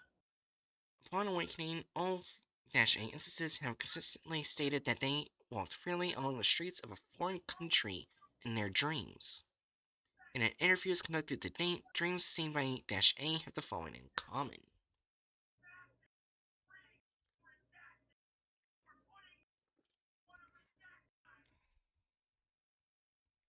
They wake up to find themselves standing in the streets of a slum. They are unable to interfere with their surroundings but are able to move freely by walking. They do not experience any sociological symptoms. The layout and residence of all slums are the same. The date on the calendar displayed on the private home reads December 1901. The residents do not respond to calls from -A, and all hands that attempt to touch them slip through. A time span of 2 to 30 days shown on the calendar within the home passes instantaneously and irregularly within the dream. -A, which has used 1490 multiple times, continues to observe the passage of time within. The content of residents' conversations also changes with the change of seasons, but -A does not sense changes in temperature. -A, which has inhaled 1490, may transform into a colorless, transparent liquid of the same mass while in a coma. The smell is very similar to diluted 1490, and inhaling the liquid does not produce the same effects as 1490. Addendum: initial experiments based on interview log 02 have confirmed that it transforms into diluted 1490. 1490 was discovered on November 6, 2001, after a report was received that a worker had collapsed after trying out an old perfume found in a warehouse in Kanagawa Prefecture. A recovery team disguised as paramedics went to the security to affect the subject, but the victim had smashed several bottles into his body before collapsing, causing 5 agents who had infiltrated the warehouse to collapse. Additional teams equipped with anti-gas equipment were dispatched to recover and secure to affect the subject. The worker who made a report was suffering from chronic nasal congestion, which is believed to have prevented him from inhaling 1490. All of that is red.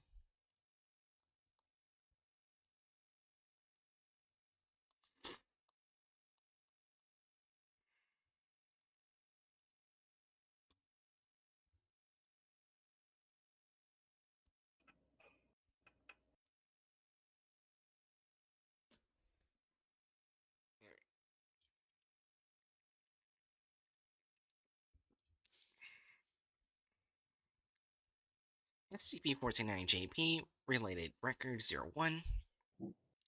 Date November 6, 2001.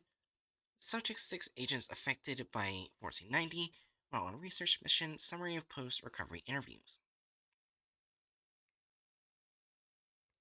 Summary: the agents testified that upon smelling the perfume, they experienced a sensation similar to a gentle fall from a great height for several seconds, after which they were thrown into a slum in American early 1900s. Two agents remained motionless to avoid further effects, while four agents began investigating the space after confirming that their communication devices were inoperable. Travel outside the city was impossible due to an invisible pressure-like sensation. All agents who saw the falling objects and individuals in their dreams stated that they were strongly interested in them.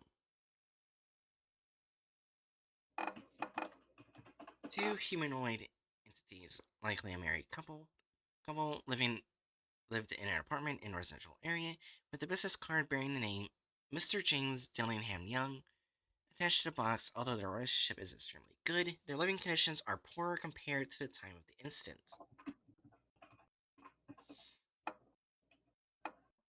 Gold pocket watch displayed in a display case at a pawn shop 2 blocks from the apartment.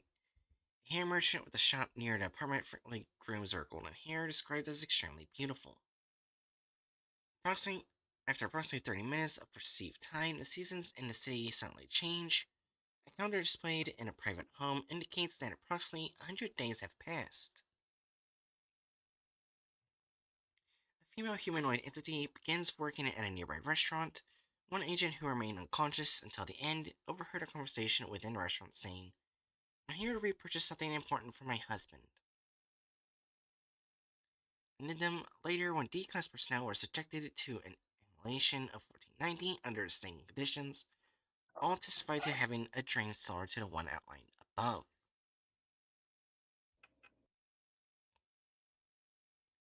1490 JP Experiment Log 01. Date November 9th, 2001. Subject D 1490 JP-1. After inhaling 1490, the subject was asked to describe their actions in the dream. Summary: D 1490 JP-1 did not awaken, and approximately 12 hours after inhaling 1490, it transformed into a colorless transparent liquid with the same fragrance as 1490.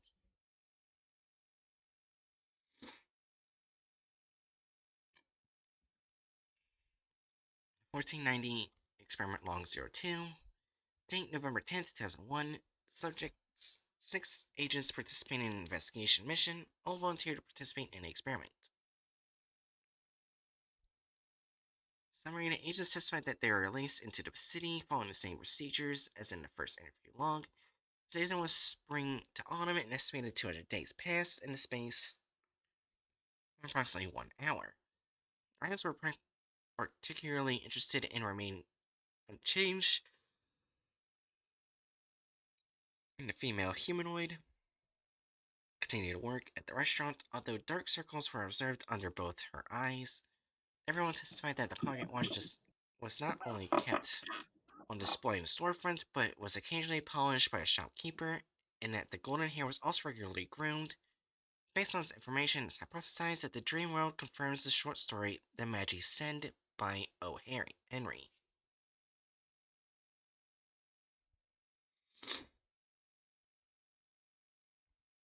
Then, two of the participant agents did not awaken approximately 4 hours after inhaling 1490. They transformed into colorless transparent liquid with similar frequency to 1490.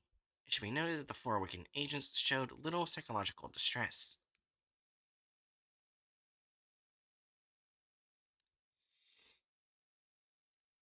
The third experiment log, date November 12th, 2001. 4 agents who were affected by 1490 while on research mission all participated in an experiment voluntarily.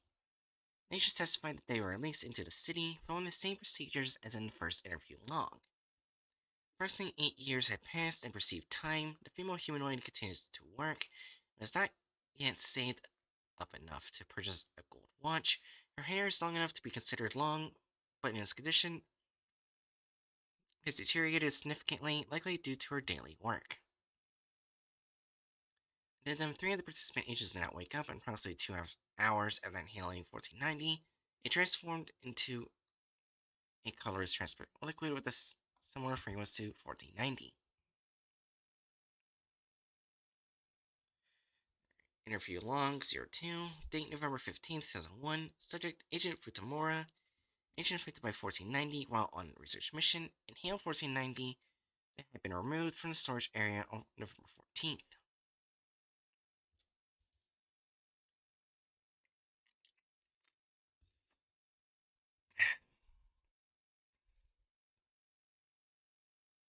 Alright, I'm just going to read these out. Begin log, Dr. Curio. Alright, Dr. Curio. I assume you understand why you were called here. You inhaled 1490 without permission. What did you see this time? What I saw was exactly as recorded. It was in the city after the gift of the Magi. Compared to the experience records, could you tell me what changes there were?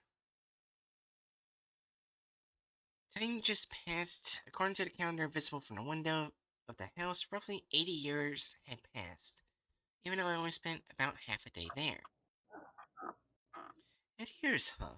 In that time, was there any clear change? Nothing. Nothing. Nothing changed. She continued working even after she became a wrinkled old woman. She continued to grow her hair, but it was unkempt and not beautiful at all. She worked late into the night, and when she returned home, she prepped meals. Her, her husband to be came home even later. He was now an old man. The watch was so beautiful at the shop, and the hair sold to the store was also beautiful thanks to careful care. That's all. Yes, that's all. Then why did the other agents in the D-class personnel turn into liquid? I think it's because he understood. He was talking to people along the way. I talked to them too. Was there a being that came in contact with you? With you all in your dreams? Yes, I did. I've always regretted it. I read stories as a child, but in the end, I didn't know anything. In the end, all that couple did was sell their beautiful hair and their fine watch. The comb, the gold chain, everything became meaningless. They were trying to gain something, weren't they? In an attempt to make him gain something, they added to the story. They continued the story after giving him the greatest gift. That was that perfume. Even if he can't get out, it seems he can't get out anymore. Dr. Curio proposes to end the interview, rejected. We didn't just watch. If anything, it was possible to intervene unilaterally within 1490 JP. It was possible, but that's exactly why there was nothing we could do. Dr. Curio continued to propose ending the interview, rejected. The story had to remain beautiful. Everyone knew that unnecessary blessings should not be bestowed upon that life by the whims of those who happened to visit. Dr. Curie proposed the interview, citing the fact that Agent Futamura's body is emitting an odor similar to that of 1490. In the end, there was no need to do anything. They were simply getting something wonderful. Agent Nomura's body transforms into colorless transparent liquid with a scent similar to 1490. End log. Additional information: the amount of liquid transformed by Agent Nomura perfectly matches his weight, and has been confirmed that boiling liquid produces the same anomalous properties as 1490. This suggests that someone may have been processing the liquid into 1490 and shipping it as perfume. The following Japanese translation of the English text written on the back of the label. How about if you realize there's no need to give anything? There's nothing you can do. In the sun. Oh.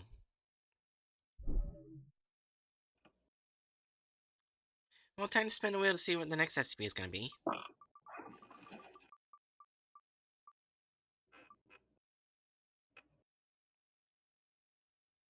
Oh. 357! I was gonna make a joke of only 1490, we just read 1490 again.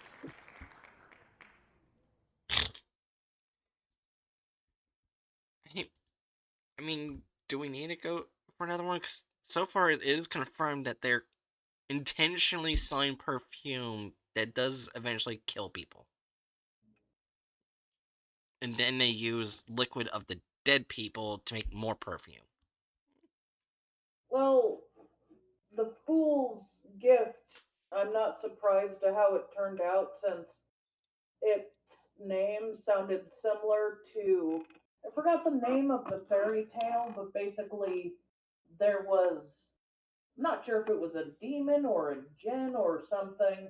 It was in a bottle. It promised wonderful things. The person wished for wealth.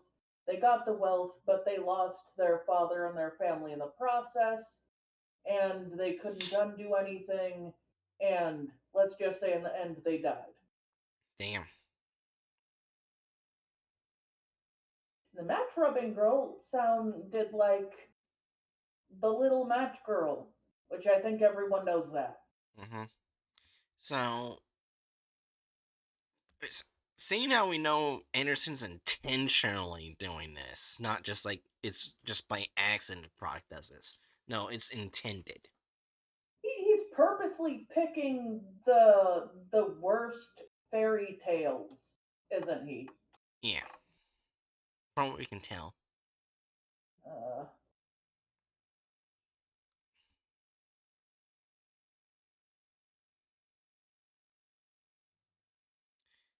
Now, from what I can gather, they seem to be a bit organized.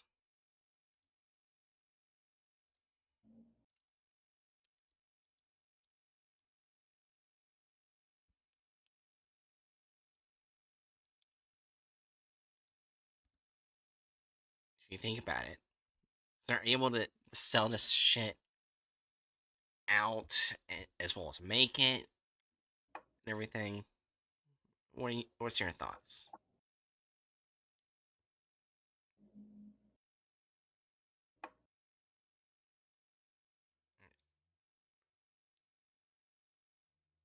Jerry?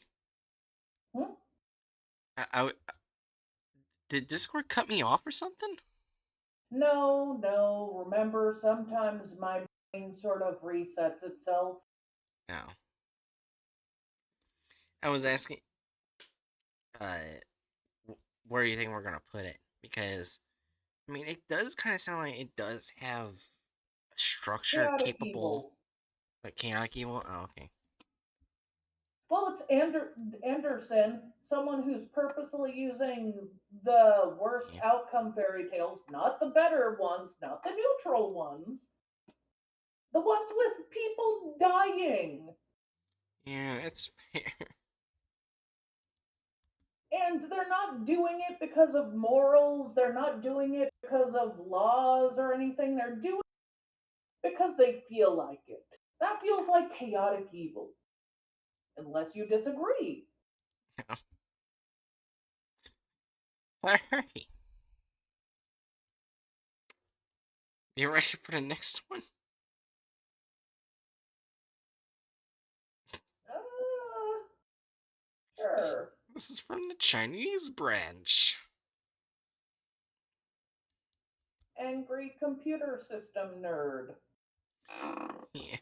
An organization that collects, studies, and creates abnormal computer programs and computer-like anomalies with personal distribution and activities in many countries. Oh, I have to go pee. Oh, okay. It's I don't intermission know then. why. Yeah, I'll be back. Uh,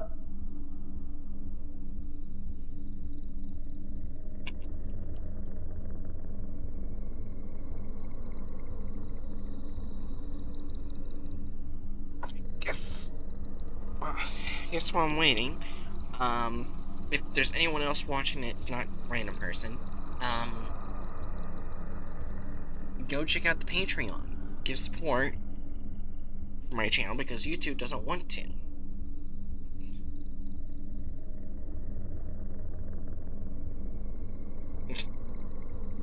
I think I can actually prove it. Like, just how bad. Alrighty. Shut the fuck up. Alright.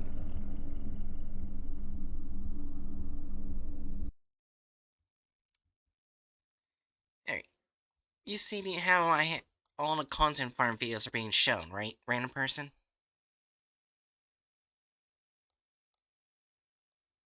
You see those, right? Alright, let me see. Now watch what happens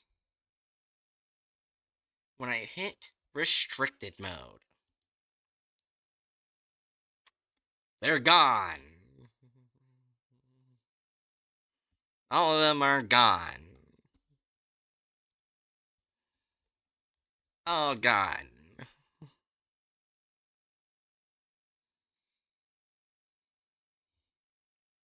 Every single one.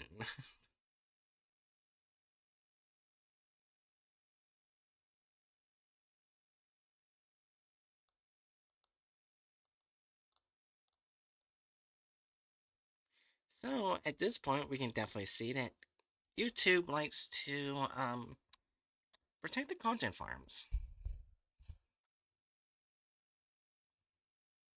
Strange, yeah.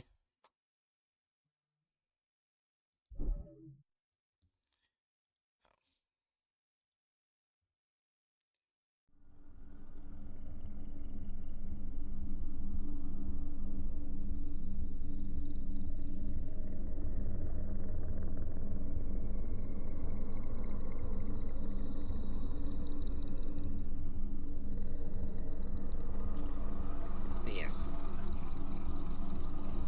YouTube cares more about the content farms than um. Wait. I wonder. Hold on. I wonder. Does it do the same for my VOD channel?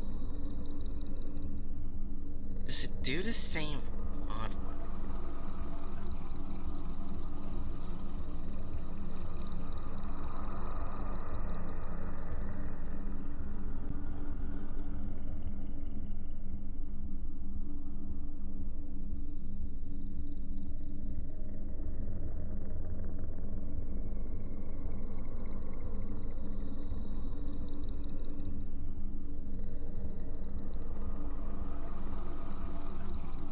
All right.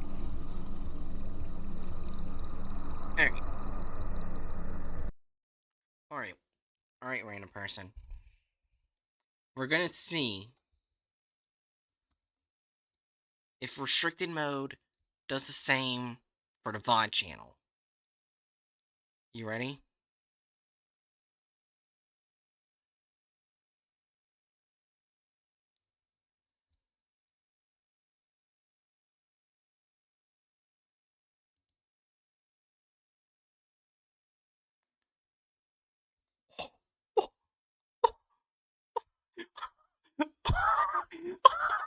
Oh my god. Oh. Well, I think that answers that question. It's like a complete wipe.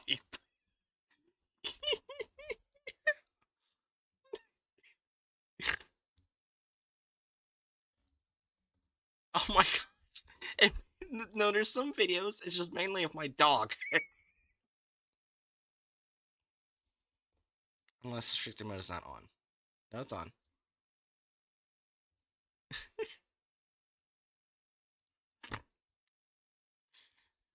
Holy shit.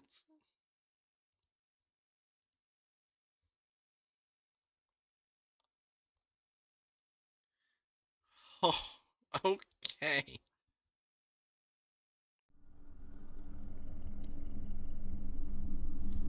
So yes, that does answer that question.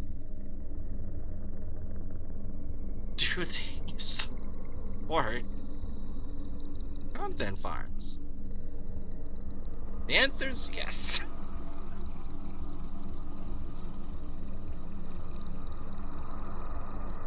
Another reason why, if anyone besides random person or anyone else watching wants to contribute, I have a Patreon. It's only $1, and it will help contribute to make sure I can still make videos like this.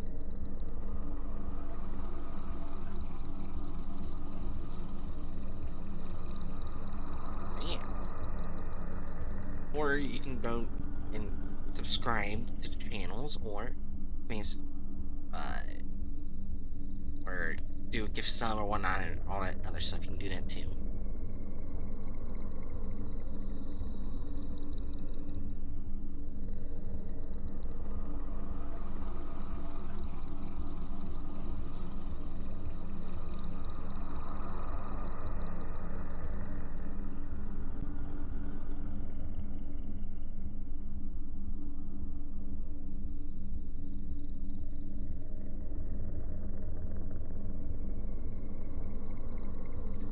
Yeah.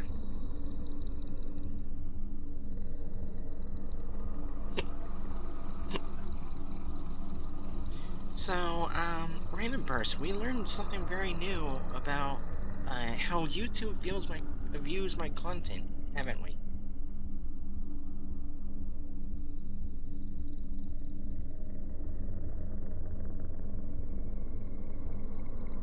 We have indeed.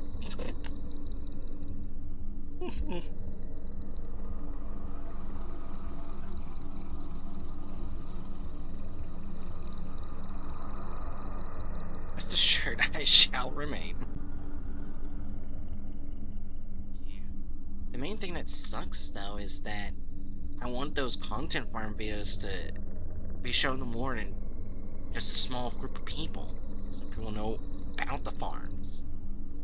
But sadly, it's not going to be the case.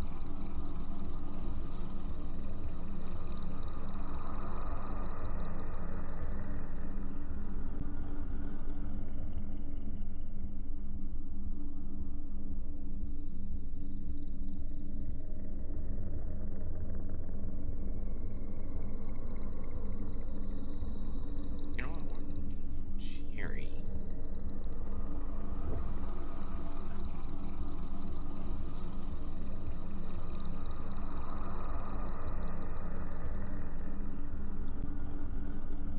Well, while we wait for Jerry,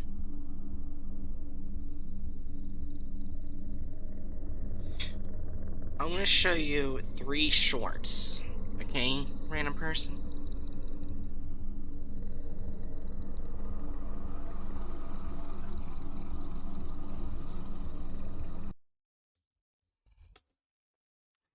This is. Oh, wait, hold on. Why the No. why the flying There we go. did they put the drinking fountain sign? Okay, hold on. I want to speak first. This is the first episode of the Aaron anime.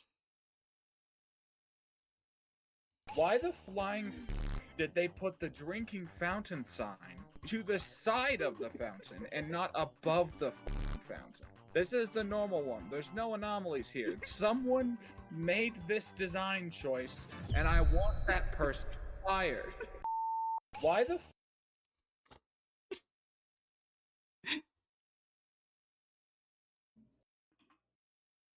Oh, god damn it. Alright. You okay, random person?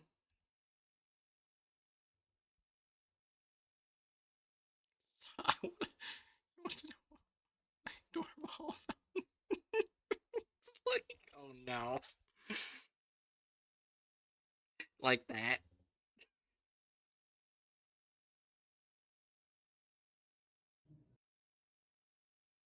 Yes. Alright, here's a short that I edited because my shorts editor is also working on my best of 2025 video. So this is something I edited. How do I spell this? Oh my god. You got it I'm not- wrong. It's math Harry- related. It's You literally spelled math it wrong and you got it wrong. Well. Parallel. You put parallel. Why is do Parallel. there? Do I don't know remember this? putting that there. Or whatever. It's probably Think of could it. be from your my fucking God. mouth. Oh my. That symbol. Do I know this? Oh, because I said do I a couple know times. That's right. How do you do your taxes? I don't do my taxes. I'm Someone else does it. back. Okay. How did you get through anything in college? The fuck is Or going high school. on? Oh, I'm trying random person stuff while we're waiting for you. Hell if I know. Oh my You fucking guys in god. like third or fourth grade, right? Uh-huh. Yep. Yep. Here, will this help? That's another way to diversity.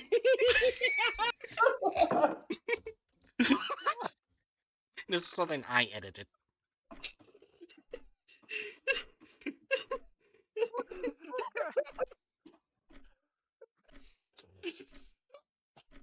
I'm spotlighting this. Division.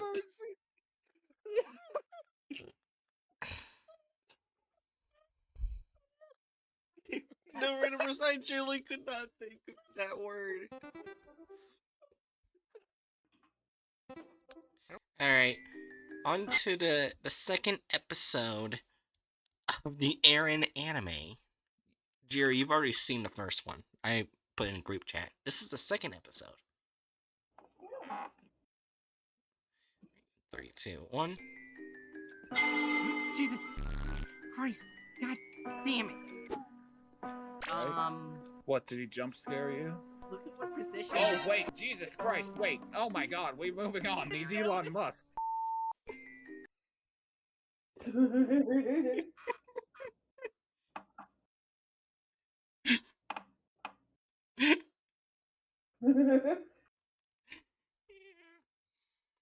I love this. Yeah. It is hilarious. There are actually 2 more Aaron anime episodes, but I believe this one got released today, I think. Got released, 10 hours ago. An Aaron episode gets released every 2 weeks on a Friday. Oh. Yeah.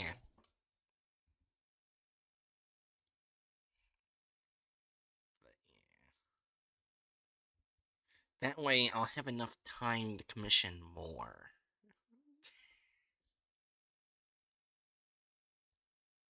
And I did get asked if I wanted color, but I kind of like it without color.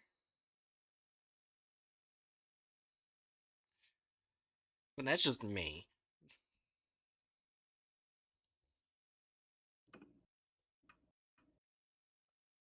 I think things look very nifty with color, but there are always people who like it more without. Yeah. Yeah. Also, when I was gonna say before you had to go pee, no, the GOI name is not mistranslated. This is the actual name of the GOI.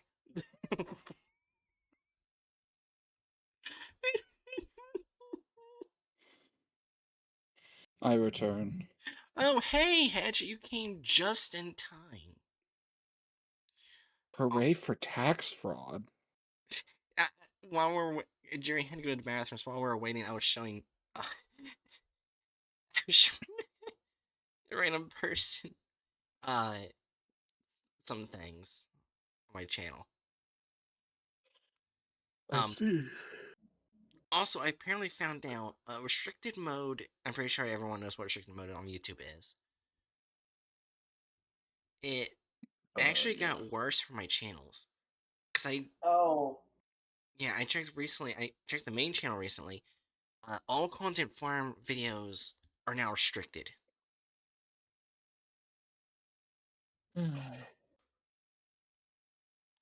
And and for the VOD channel, all videos are restricted. We found that out Right. on stream. So yeah, YouTube Well, does not like me. people have considered for years that YouTube has a thing against women, so that's all I'll say about that. Yeah. Alright, you ready for this group of interest tangent? Angry computer system nerd. An organization Oh, that clicks? Huh? should we tell Hatchet what the last one was rated? Anderson? Chaotic evil. Yeah. Okay. What is that? The guy behind Anderson Robotics? No, No. no, the Anderson fairy tale one. They picked the fairy tales that were very specifically the ones with the worst outcomes for people to suffer. There wasn't any Oh. rhyme or reason besides they felt like it. What the fuck? Okay, random person says this. Okay, so I'm applying to internships, and I found one that needs 15 years of experience for $7.25 an hour. What's the fucking point, man?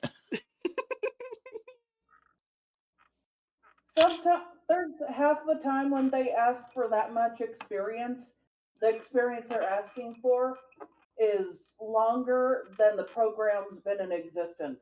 Yeah. So Again, internship, not job. Yeah. Alright, anyways, this, like I said, this group is called Angry Computer System Nerd, an organization that collects, studies, and creates abnormal computer programs and computer-like anomalies, with personnel distribution and activities in many countries. And at the bottom, note, the GOI name is not mistranslated. This is the actual name of the GOI. Mm, I just find that lovely. funny. Yeah, alright. Alright, the only SCP connected to it is CM1485. I'll make it clear. Oh, what? Oh, God. Oh, this is gonna be... Oh, this is just gonna be fucking great. Oh, this is gonna be great. There's even more... Oh, God. Oh, wait a minute. Oh, description from SCP-1485. It just says it right what the organization does. I guess we'll just look at the description and see what the SCP does. So I'm guessing this is what the organization created. Alright.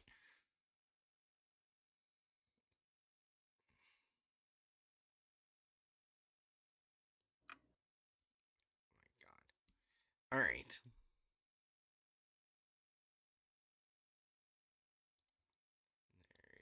Copy.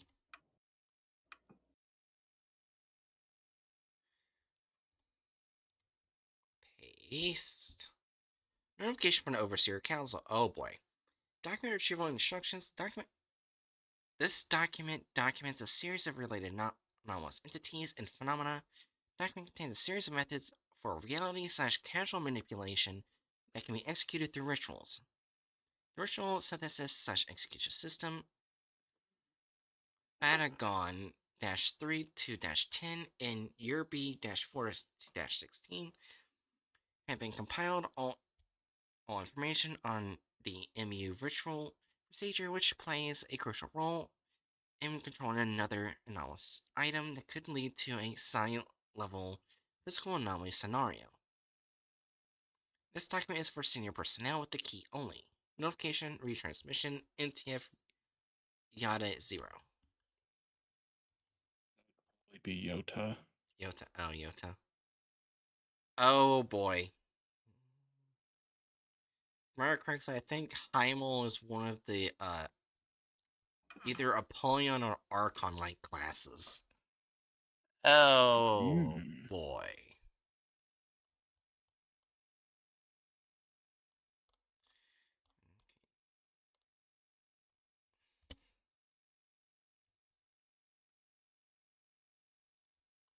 I'm gonna copy all this to here.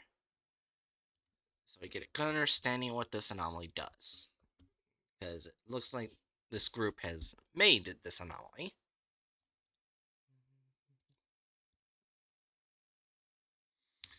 Alright. Special Containment Procedure Site CN100 has been established, and a new ritual configuration system has been developed to contain 1485 as a whole. Given that 1485-A is under the absolute control of -B, and control of -B and -B, -C and -D are in a state of mutual containment, general containment procedures are not available. Current containment efforts primarily focus on maintaining the stable execution of MU ritual and controlling the impact of -A-B on course of events. MU ritual is performed by an Application Task Force MTF. How do you say it again, Hatchet? Iota, Yota. I Yota's think. okay. Yota 0.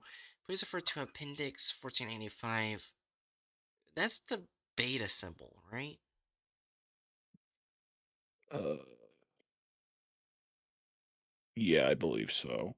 Alright. 1485 beta. For complete information on ritual procedure, due to containment requirements, Yota 0 must be on standby at Site CN100 24/7. MU handling procedures during the execution of the MU ritual procedure. The following units must take measures to address the development of events. Task unit measures. All deep well archives enter level 7 alert during the ritual. Their structural integrity and operational perfection must be maintained. Deep well archive is equipped with a system to block recording anomalous changes, and a fire control system operated and maintained by a specialized task force technical team. MTF Yota 0. All MTF members must undergo training to perform missions in spaces with anomalous physical laws. Before each ritual, they must take a Class W memory enhancing drug to cope with changes in the course of real world events. Memory screenings must be performed on the task force every 2 months. If memory impairment is found, anomalous memories should be erased and memory copies implanted. All team members have undergone neuromodification to prevent potential sociological symptoms. During subsequent measures, 1485 containment area, activate the 12 event boundary generators deployed around -B during the ritual to minimize magic control over the events involved in the ritual potential casual chain triggering. If the ritual fails, personnel within the area must be evacuated in an emergency containment breach notification sent to site management. Physics stabilizing engine located beneath -B will then be activated. There is so much more needed to contain this anomaly than for the fucking deer, which I've heard which I thought was the most they had to do to contain Foundation. So I'm guessing this anomaly does a lot of damage.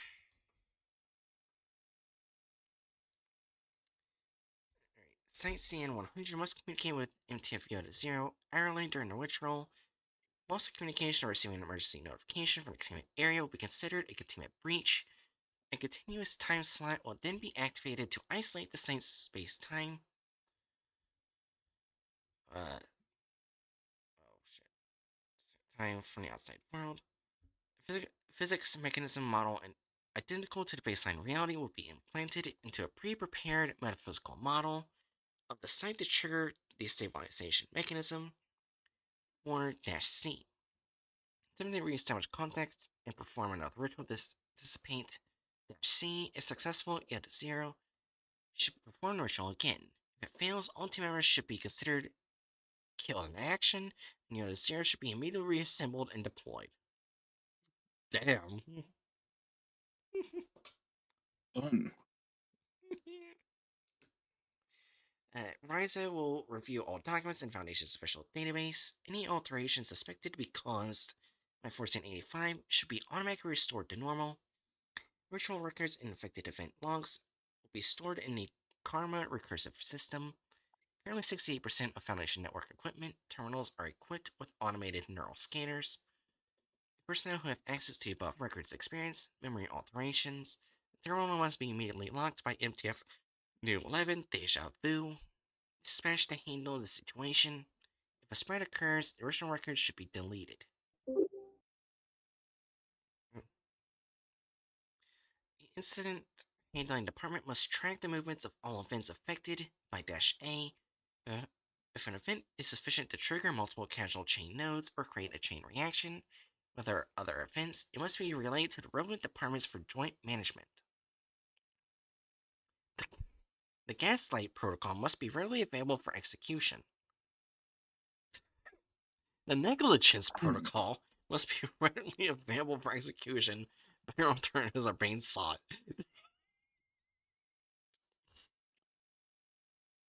Oh.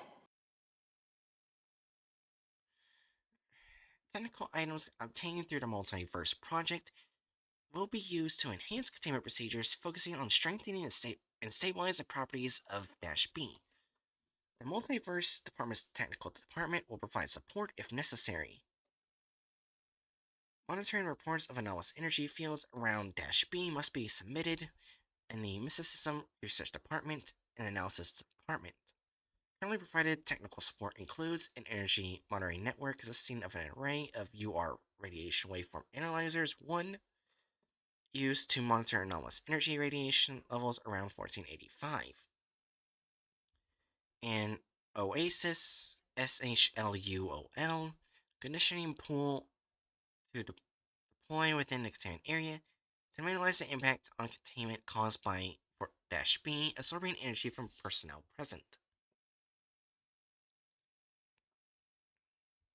An energy stabilization array located outside -B consisting of 16 ontological anchors, 3 with added liquid nitrogen cooling system and response vector precursors used to control and counteract additional energy radiation. If a containment breach of 1485 cannot be contained, preparations will be made to execute the PSI protocol. Description: SCP-CN 1485 is a collective term for 4 anomalous entities / phenomena. -A is a black magical number 8 ball. -A has no external anomalies, but its outer shell contains 23% an unknown alloy. Internal studies reveal a space far larger than the sphere's volume, with the icosahedrons replaced by an anomalous topological structure whose shape cannot be confirmed in 3 dimensions. However, observations through the triangular window on the sphere reveal it to be identical to a normal magical sphere number 8. -A is currently fixed to a hexagonal prism pedestal in the center of -B, with a triangular window facing upwards and cannot be removed. It is currently known that if -A is given a direction / probabilistic prediction of an event and the sphere is shaken, -A will find a random answer from a 20-word dictionary. The development of this event will change based on the given answer, and this development can no longer be interfered with by external factors. If the event themselves cannot develop in accordance with the answers provided by -A, then -A will alter causality to make the event sufficient to support this development. All answers that -A can provide can be found in the appendix.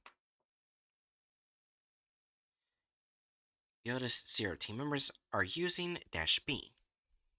-B is a computing engine model identical to the redacted military computing engine produced between 1976 and 1980. -B has 6 mainframes which heavily modified, including the outer casing. The microprocessor are engraved with numerous occult runes. Each mainframe is equipped with an infrared monitoring probe at the top front. It tracks the movement of any moving entity, and if multiple entities pass it, it will randomly track one of them. It can compile and execute anomalous computer programs. At the upper right side of the main unit, positioned at 120-degree angle, is a 4-tiered metal frame. Each tier consists of a glass disc enclosure, and each enclosure holds 5 discs, painted in psychedelic colors labeled 1 through 20 in white pen. Disc enclosures are not only inaccessible, but can be opened within 40 hours prior to the MU ritual. At the 60-degree, 180-degree, and 240-degree angles, there is a small iron trap door at the center of the back of the main unit. Behind each door is a horizontal cylindrical slot containing a copper tube with caps at both ends. This tube connects to multiple other devices,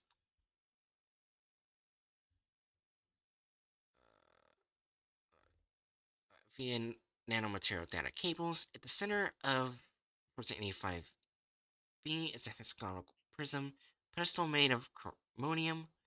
Its bottom has 3 interfaces for connecting the main unit via data cables and a metal tube leading to the interior. It also contains a series of sophisticated electromechanical devices beyond the current engineering capabilities of humans in the Foundation. SA is fixed to a pedestal in the center, with its lower half inside the pedestal and secured in the inner wall by 4 tungsten rods. At the top of the electrical mechanical equipment is a laser device lined with heat-absorbing plate, which emits a beam of high-energy blue laser light towards the bottom of Dash A. The 1485 main unit is arranged around a pedestal in hexagonal mode configuration, with the center of each node a distance of 6.65 meters. The main unit cannot be moved individually, it can only be moved if the pedestal and other main units are considered as whole and relative positions do not deviate by more than 2%.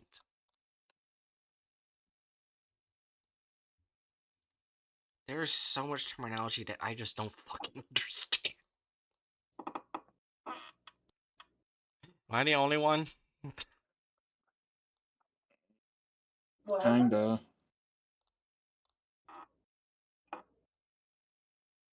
I didn't hear what you said because of Discord going in and out briefly. So, besides, am I the only one? Oh, Go ahead. I was just saying I don't understand SCP much at all, and I was saying, is anyone else like the same? Oh, honestly, I spaced out, so I don't think I understand either. I'm just gonna Sounds of it, the oh, basics. hmm? From the sounds of it, the basics of this is that the anomaly itself uh is rooted to a magic 8 ball that if asked a question of and used will fix a timeline so that its prediction absolutely always comes true. Yeah. Okay, I got I'm what's. starting to Huh? I'm starting to get why I didn't understand the SCP. Even in the simplified version, I barely understood that. Yeah. You use magic 8 ball and magic 8 ball predictions always happen. Yeah. I do not like this 8 ball. That's. I mean, yeah, an 8 ball could produce a bad timeline, if you think about it. But yeah, hence why they're treating this with a similar level of severity as the deer. Yeah. Alright. The main unit screen of Dash B position at a 60-degree angle displays the following interface when in standby mode. Date at 2020, February 1st. Welcome, user. Everything unfolds more smoothly than it seems. Performing an MU ritual on Dash B causes the pedestal containing Dash A to vibrate moderately, triggering Dash A promptly. Alright. Dash C is a regular anomalous field that periodically generates around Dash B. The currently known physical laws of reference reality within Dash C will be distorted / completely destroyed over time, becoming increasingly disordered. The extent of Dash C will gradually expand and its evolution appears to follow an exponential trend, but its progress is difficult to quantify. Performing the MU ritual within 30 hours before Dash C's creation will postpone its creation to 300 hours and 26 minutes. Performing the ritual after Dash C's creation will also cause it to dissipate, achieving the same effect of delaying its creation.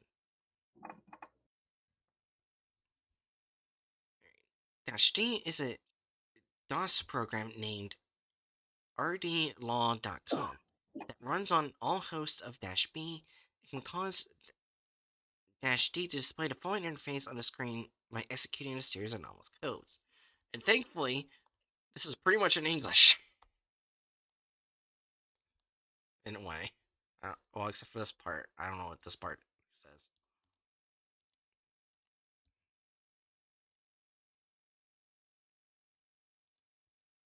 Paste. Data interface equals IN. 350,000 available resources found. Request to mark the nearest wireless network endpoint. Error. Plugin unavailable. Request. Yeah. File. File equals 3. That symbol equals high. All.rar. December 9th, 2018. Lock. YTE.exe. Oh wait, no, it's September 12th, 2018 lock. YTE.exe. March 20th, 2019 lock. Check.exe. WTH 3 /x/xxx. I don't understand what the fuck I'm looking at here. The screen that it displays. It's stuff. It hurts my head. I'm just gonna read this last part, but at this point, we already.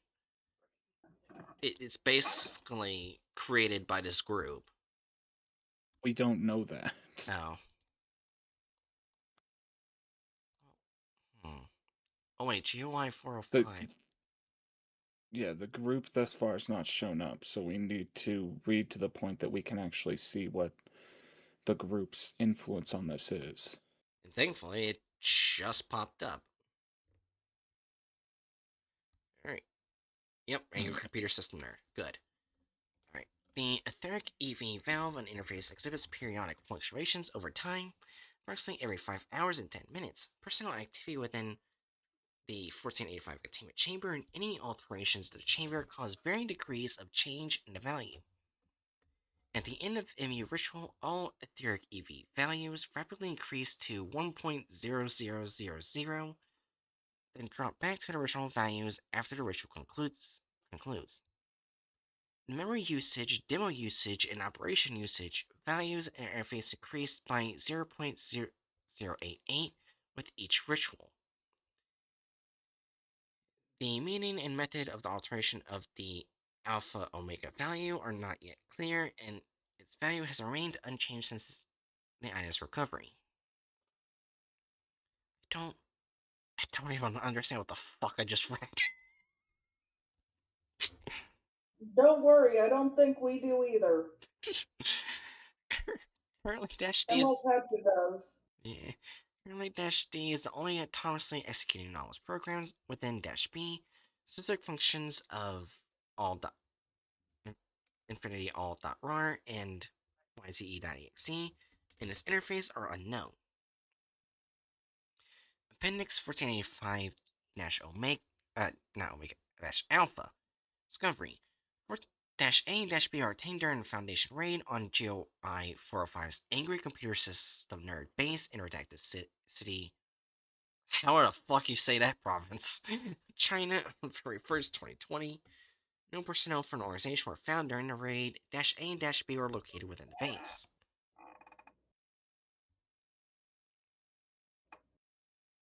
Recovery data indicates that A was purchased from Marshall Carter and Dark Corporation. Why am I not surprised? By 405 personnel, GOI 405 personnel in the first half of 2018 for research. The method by which Marshall Carter and Dark required A is currently unknown. After initial research, GOI 405 began obtaining more anomalous items from Marshall Carter and Dark to create B to control the abilities of A and to conduct reverse engineering. Beginning in late December 2018, GOI 405 recorded the existence of C and continuously used rituals to suppress its generation, while continuing to acquire anomalous items to modify B. In late January 2020, the outpost was abandoned by GOI. Special revealed that 10 hours before a raid, the Foundation's reconnaissance satellite array received an audio signal consisting of 1 minute and 10 seconds of television noise. Signal source was located 1 kilometer northwest of the raided outpost, exposing it. Sender was a the sender was a computer terminal owned by GOI 405 personnel, which could no longer be traced. The following day, Dash A and Dash B were transferred to local site CN 614 for containment. Subsequently, based on research logs left at the outpost, the Overseer Council decided to construct Site CN 100 that developed the MU ritual configuration system to assist in containment. On April 5th, 2020, MTF Yada 0 was completed because the existing containment procedures were no longer sufficient. Management began researching more reverse engineering techniques and incorporating them into its containment protocols. I have a feeling we're gonna want to read that log. Yeah. Following so long of Zal, GOI 405 personnel suspected of being associated with Force 95 and Document 11. I don't understand everything you read, but I understand enough to know this is probably not Oh, good. jeez, this is a long fucking log. Okay, there we go.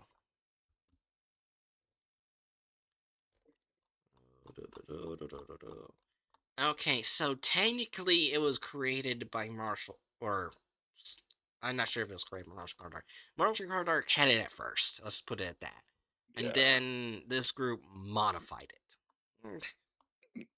Specifically, it sounds like this group purchased the 8-ball itself and then created Dash B, the machine that's used to interact with the 8-ball. And then they ended up abandoning it after a while of seeing the Dash C phenomenon occurring. So it sounded like Marshall, Carter, and Dark is not to blame for this, for once. I mean, they sold it to these guys. They And sold these it guys, before it was modified. they sold the item itself, like the core issue, to these guys who were primarily just trying to study it. Yeah. By the same reasoning, like any given SCP creator is not at fault for anything that's bad that comes from SCP Okay, that's fair enough. folks Okay, Marshall, Carter, and experimenting with Dark them. is still to blame. Yeah. Yeah. Wasn't sure if I was describing that well, but meh. Yeah. Well enough. Yeah. Then it also makes sense that they want the Marshall Carter and Dark, because basically if you want anything anomalous, they're pretty much one of the biggest people to go to. They most likely have it. Yeah. Also, I loved how Google translated this as log log. Log log. I love log log. June 11th, 2018. Just spoke with Marshall Carter and Dark. They seem very interested in some of the projects we're currently working on. I bought some things from them and they should arrive in a few days. Let's wait and see. June 20th, 2018. Old Wang picked up my package. It was a size 8 ball. Instructions that came with Marshall Carter and Dark say it can predict the future. I asked my tablet would freeze, and the answer was yes, definitely. Sure enough, it actually worked. When I was fiddling with it this afternoon. Pretty cool taking the first step. P.S. Smoking aborigine smoke chewing tobacco? What kind of rubbish flavors do Martian Carter and Dark freebies have? That does sound like a disgusting flavor. You know what ambergris is, right? Aaron, Yeah? you know what ambergris is? Oh, I read that as aborigines. No, ambergris. You know the thing from the whale. Oh, okay. I don't Yeah, know what this is. ambergris. Yeah. What? So What? just imagine how disgusting smoky ambergris chewing tobacco is. I don't think Hatchet I heard what don't you know said, what. what ambergris was. No, I have no idea what ambergris is. Oh, He didn't hear oh you. no. Ambergris is formed from a secretion of the bile duct in the intestines of the sperm whale. Oh Yep. no, you looked it up. Oh. Yeah. To be found floating in the sea or washed up on coastlines. It is sometimes found in the abdomens of dead sperm whales. Oh. Why would they make that? If it makes you feel better, people in older times used to specifically hunt for ambergris. Fair. Also, Hatchet. Martial Card and Dark only make things if it sells. So that means someone's If I, buying it. if I remember correctly, I think ambergris used to be used in makeup. Let me look up. Oh my god. You say that, but this guy mentions that it's their freebie. Yeah, I'm not Like gonna look it's a that up. side gift. Yeah, just yeah. And I'll continue. Maybe, hopefully, we'll get more information. On July 1st, 2018, attached a dock to a size 8 ball and connected it to a computer. However, it only output a bunch of gibberish. Asked people at Martial Card and Dark, and they said Sphere 8 came from another universe. I don't know if that's true. Most likely is knowing them. It operates according to a different set of principles than our world, whether normal or abnormal. They said they sell us some introductory literature if we are willing to study it in depth. As if we don't study anomalous things, seriously. P.S. I'm researching the potential effects of electromagnetic waves on the sphere, but I'll have to delay for now considering Martial Card Dark situation.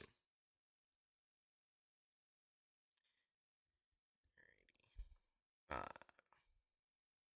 July 15, 2018, electromagnetic wave attempt fail. Why hasn't Martial Card Dark sent the literature yet? Naomi is quite interested in chewing tobacco. I gave him all of it.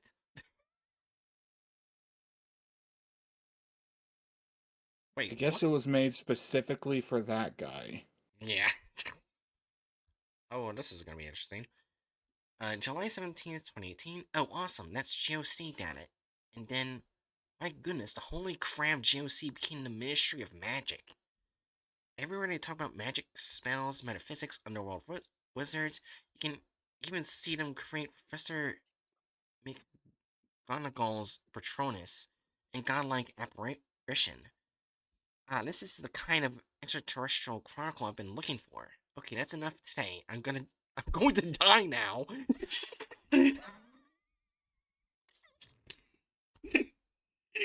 It's probably just it's probably just them casually referring to them going to sleep.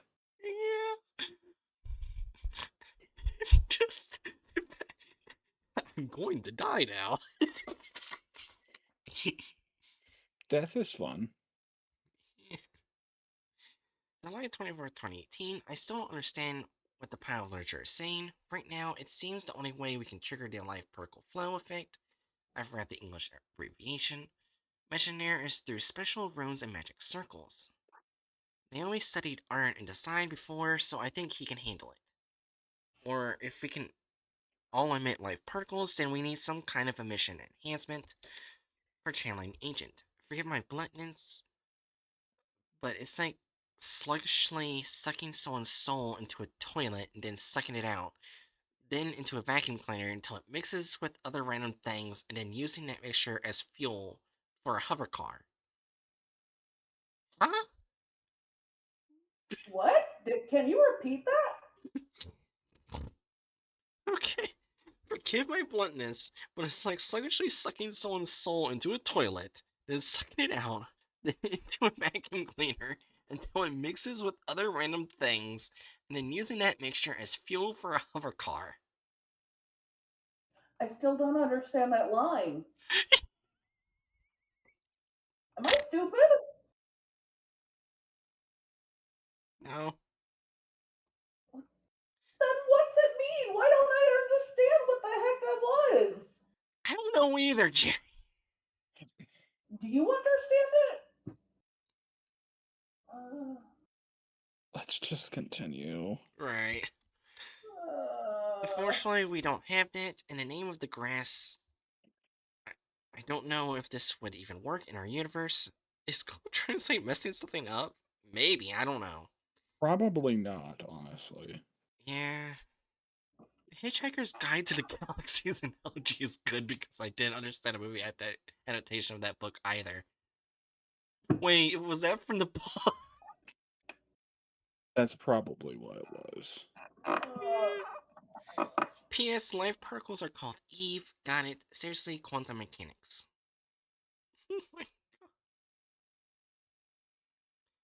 July 26, 2018, completely disoriented. Just studying the principles and formulas we've drawn up has taken us from model problem calculations to quantum entanglement. I don't remember that line from the book.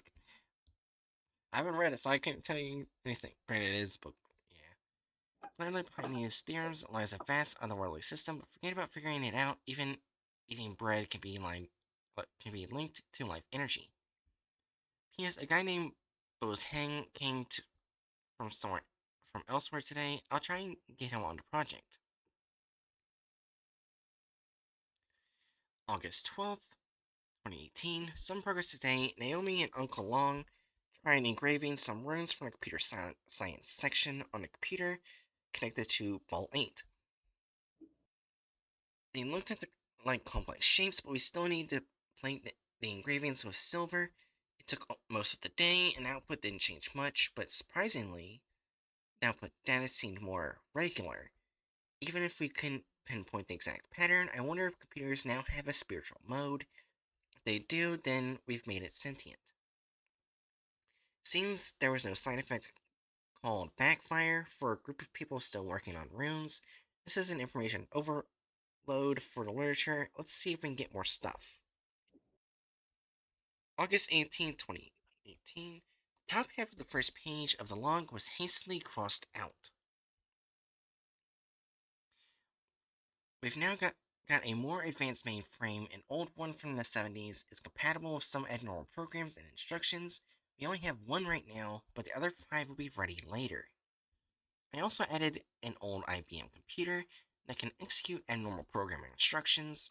As a supplement, Uncle Long upgraded its monitor. I considered installing some other plugins, but in the end, I only added the runes.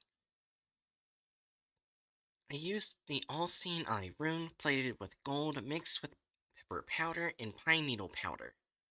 We need other help preferably related to those theories, although I haven't fully understood that theory yet. P.S. This time Marshall Card Dark was smarter and sent some items and materials. August 22nd, 2018. First 2 pages of the log were filled with physics formulas and doodles. First 2 lines of text on the 3rd page have been crossed out. If a part can affect the whole, then we can roughly understand the principle of Sphere 8. It seems like everything there is driven by life energy, but we still don't know how it changes the courses of events. Now it's equivalent to creating a process field where similar things generate similar things. Most hosts and peripherals have been connected along with a waveform analyzer, but now if we want to divert energy, the risk is still considerable because there's no energy pool yet. Specifically, energy needs to flow into various dispersed parts of the array. The original idea was to warp a low energy field around a high energy field and then absorb external energy using each host as an energy gathering point. Some context is covered in black ink. We can't easily use Sphere 8 yet. It all depends on whether our understanding of the principles in the universe is correct. Old Hang and some design points for subsystems that need to be rushed out. The remaining content is crossed out. The latter half of the last page of the log contains some mathematical formulas and rough blueprints. August 25th, 2018. I'm going to do what I wanted to do when I first received Ball 8. Let Ball 8 change the course of events according to the user's wishes. We considered methods such as mental linking, electromagnetic field control, and numerical import, but all failed. Here's the decision my colleagues and I made. We are refining an expectation functional algorithm to evaluate the difference between the expected outcome of the event and the expected outcome given by default 8. Algorithm's coding must be able to be accommodated by the array and may also require devices capable of conceptual modification and compatible plugins. We just received funding and we're immediately putting it into action. This is of the utmost importance. August 29th, 2018, we successfully installed the trigger. The evaluation system is a great success. It can connect to the thoughts of everyone in the room. It can also print these thoughts as data, stored in a central processor. After another month or so of adjustments, we can build an oracle that will serve us wholeheartedly. 4 blank pages follow this entry. October 12th, 2018, I transferred Bose-Hang to the analysis group. The technical research group told me that the basic set of all the projects is complete. In the current piece, we should be able to use this array in a month. I hope for a successful start. Everyone is doing a great job. Let's go to Ambrose for a nice meal when we finish. Thanks to everyone else. 20 blank pages follow this entry. Next entry is 4 pages long. Except for the middle paragraph on page 3, the rest is blacked out. According to the examination of the long paper, it was crumpled beyond repair. It's currently unknown how the crumpled paper was reloaded into the log and made flat. Undated. Why the hell? December 10th, 2018. Damn it. I don't know how this all happened. I can still remember it all. No, God, that Sphere 8, or whatever it produced, swallowed half of the basement. The scene, it was most of out of control thing ever. I don't even know how to describe it. Damn, I can still hear the metallic scraping. I can almost see the atoms of things breaking free from the original structure, colors evaporating in space. That's space. It's definitely not something this world could create. It's too damn late now. My God. I don't even remember how we got everything back to normal. Maybe it will happen again, and we'll be ground to dust in hell. Maybe we'll be blown this place up, turning into a fucking Chernobyl. I don't know what's wrong with me right now. I'm more like I'm delirious and scared. I haven't spoken to anyone all day, and that's after I calmed down. How the hell do I know? Fuck it. January 2nd, 2018, Marshall Carter and Dark agreed to send more equipment. Why are all the values completely useless? The fractional diagram shows that the energy activity around the array is becoming increasingly disordered. There are so many things to consider.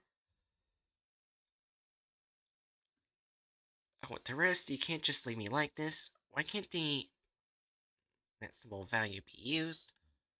Does sphere number 8 change something? January 5th, 2019, Divine Values and Rituals. What is Marshall Card Dark thinking? I'll do it. The rest of the log is filled with complex physical formulas with sweat stains. February 2nd, 2019, 3 people left. Middle of the log is blacked out. I feel like we can't hold on any longer. Why hasn't the radiation of the energy field decreased? June 3rd, 2019.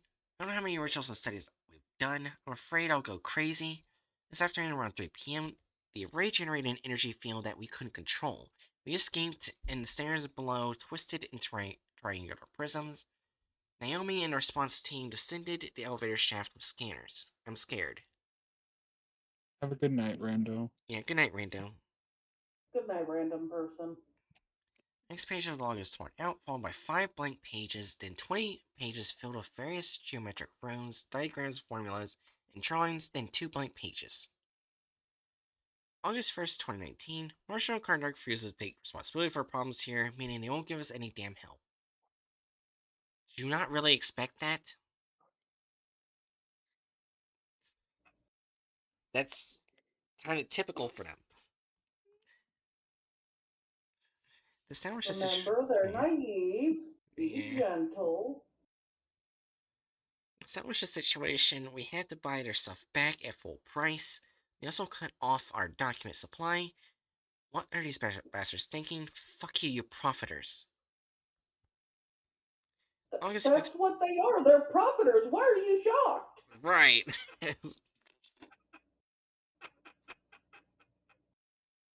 August 5th, 2019. Required items. The following items must have been produced before 2000. 30 engineering systems inlaid with silver casing. 86 special hand headbands or other VR-like items such as virtual boys, mind link, activated by special actions. 3 bottles of purple ink mixed with mint and snow water.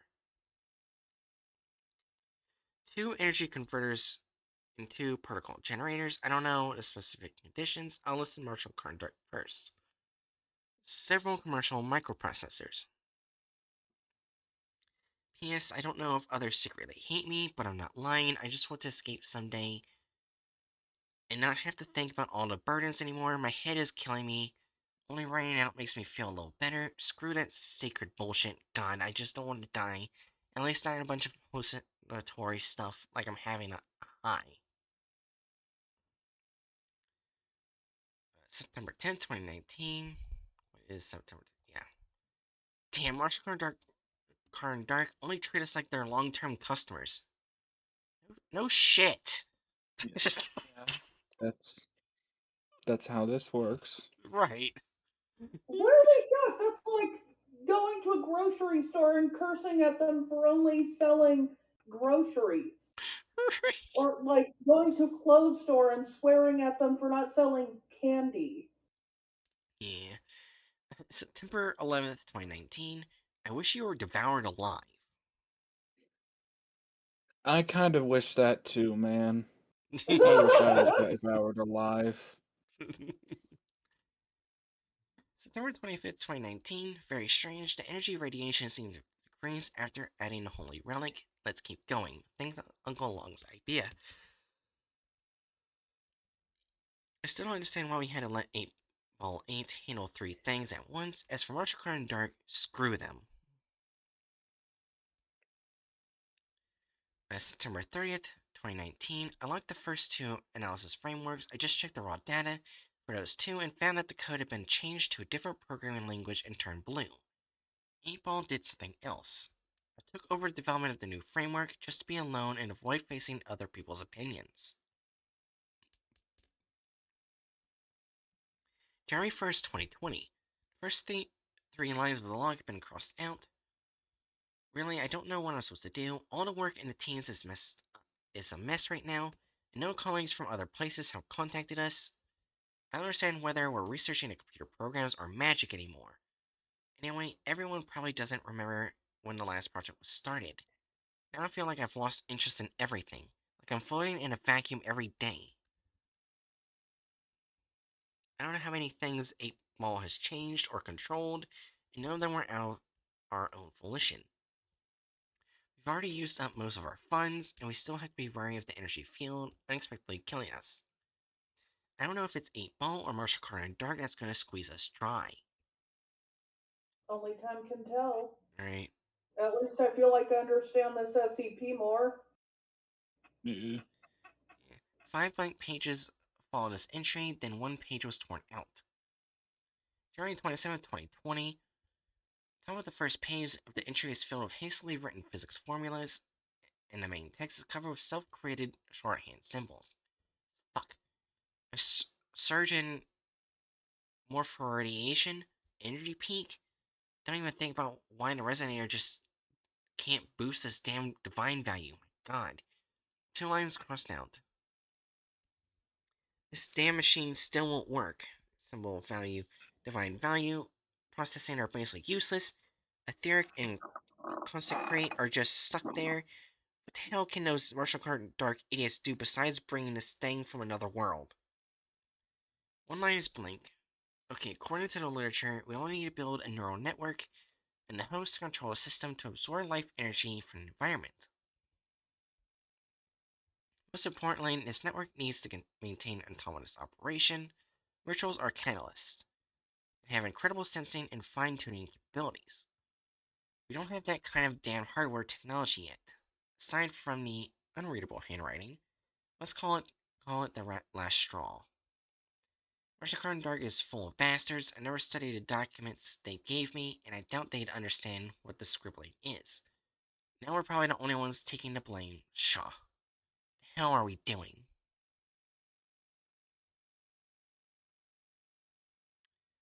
January 30th, 2020. First 4 pages of this blog post are covered in black ink. The following content is ended page 4. Finished. Just called Russia. They'll send us over. Now we have to get rid of this stuff. Thanks, Naomi. Thanks, Lao Heng. Thanks, Uncle Long. Thanks, Marshall Dark, for fucking them again. Thanks, Bo Zhang. Thanks, everyone. Finally, thanks to the Foundation. We're leaving tomorrow. So basically, they if I'm fucked around and found out. Yeah, if I'm getting this correctly, this item was from some other reality that has a method of using it to create whatever the fuck life energy is. Yeah.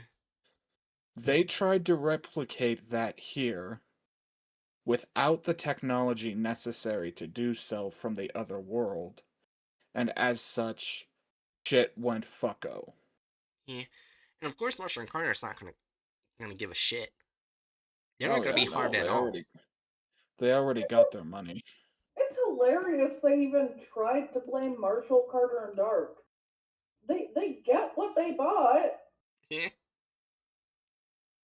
Well, I mean, let's be fair. It's entirely reasonable to be pissed off, like, when these guys are under the impression that they're being assisted with an important research study, and the partner that they felt they had is literally just trying to get money and that's it. They were naive for thinking that Marshall Carter and Dark would try to do anything else, but it's, I think, an understandable frustration. Yeah. Also, Oh, even if this anomaly does destroy this one timeline it's in, Marshall and Carter would be fine. Because, like, they're a multi universal black market. They can just leave. Yeah. So basically, they can just take their money and leave. They won't be affected by this thing. So what we've got to ask is, given all this, Yeah. where the fuck does this organization go?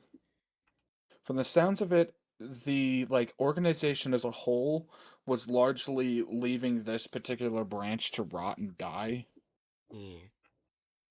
while this branch grapples with existence and tries to get some results after nearly destroying everything. Yeah. So, Um, feel like it was neglectful to abandon that one when they were going when that they could have destroyed everything as a result. I mean, that's fair. Marshall and Carter and Dark doesn't shock me, but your own organization kind of just ignoring you. yeah. Apparently, Like, only. imagine Oh, if, sorry. granted, this probably happens at times, but imagine if, a local, a more local McDonald's franchise, suddenly starts dealing with the fact that, uh, everything that they're getting from the main company is food poisoned, right? If the main company just said, whatever, you're on your own, what does that say about the company? An already fucked company. Yeah. Yeah. Okay, I actually um found out what Heimel is, which is listed over here. Heimel. Yeah, Heimel basically is yeah. item is a system of two or more distinct but related anomalies that keep each other under control. So let's actually see what this Uh, is, because this actually might be more explaining how it's containment class. Because Heimel is an esoteric class, not like the Safe Euclid, Keter, Polygon Archon.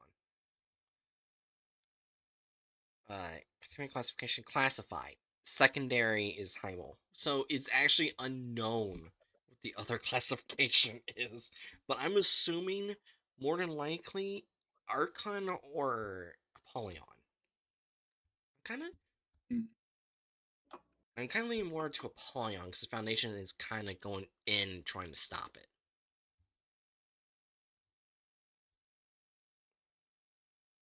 Well, yeah. Yeah, because Archon is that the Foundation leaves it alone. Yeah, in this case, it's like to avoid disaster, they have to use one SCP object to cancel out the effects of another SCP object. Yeah. If they don't, it's just bye world. Or Yeah, and since both SCP objects are contained within this one article, it gets the classification of Heimel. yeah. So Hmm. yeah, but that is an interesting class. I never, I was like really interesting. I never thought it of a class being like that. Yeah. Okay, I'm starting to think this Before group we, might be. Oh, sorry. Go ahead. I was gonna say, before we rank, I will simply mention Wildberry Skittles are really fucking good. I have never tried wild berry Skittles, I think. It's basically just Skittles, except they're all different berry flavors, except for melon for some reason. There's. Oh wait, no, melon berry. Is there a melon berry in the real world, or are they just doing that so it sounds berry? I don't know. I'm gonna look. Oh, it exists. Its Nice. full name is Mandarin Melonberry. Nice. Hmm. Oh, that looks delicious. So, but yeah, what I was gonna say, I have a feeling they probably should go in one of the incompetent tiers because of how what happened to the Hmm. group at the end. How they literally a lot of them got destroyed, and the others fled to Russia. Apparently, at the end. Hmm. Well, This, this is one branch of the company. right. So what does it say about the company as a whole? Because in this case, it's the company as a whole being negligent by not giving further support to this branch of it. Yeah. I would not call. Hmm. I would generally describe negligence as like callous incompetence. So could Mhm, it go in incompetent? probably. Or at the very least, callous indifference. Hmm.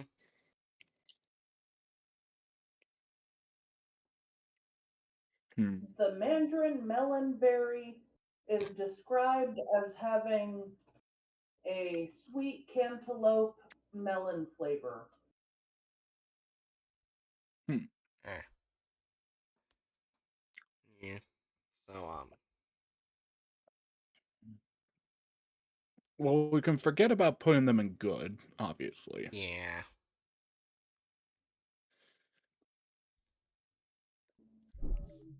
I'm feeling I'm feeling either an incompetent neutral or a chaotic neutral.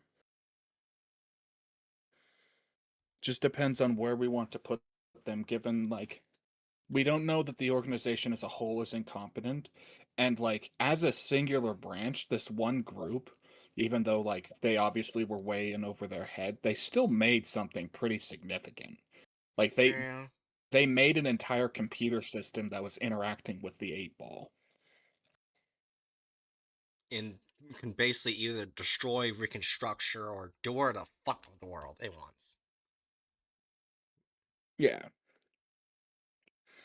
The initial goal being that they could like manipulate the 8 ball to have favorable outcomes for themselves and presumably others. Yeah. Okay. chaotic neutral would work because then Yeah. like what happened to him was incompetence, but they did make something that wouldn't be how do I say this? Incompetent at hand. Like it was. They did something impressive while also the group as a whole abandoning this particular section. Yeah. Do you agree with this ranking, Jerry? Yeah.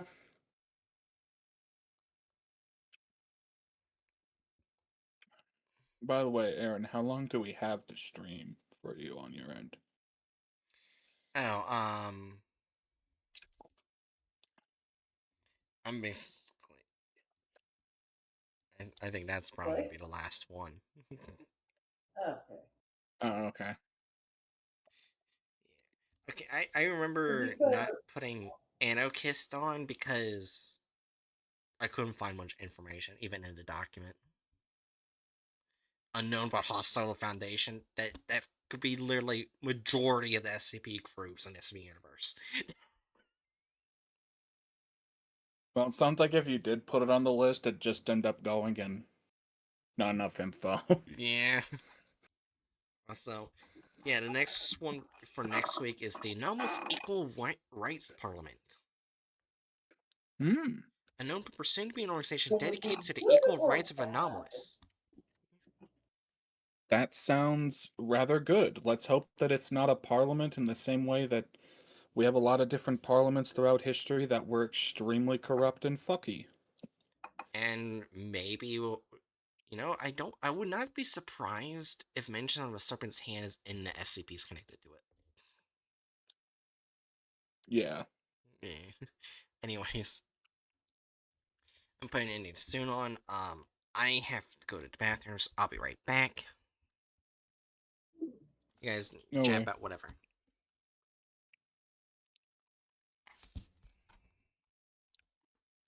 But yeah, these Skittles are really good.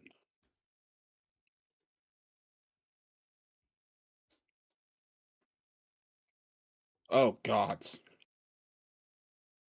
Hmm? I opened recording livestream VC again. Oh, God, goddamn stargazers. maybe I shouldn't have put the melon berry under the stargazers. It's fine.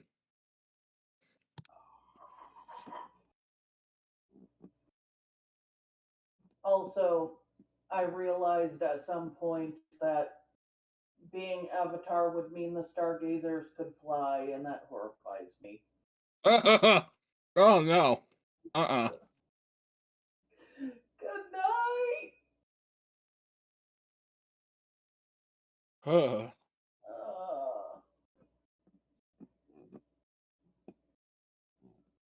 Uh, uh.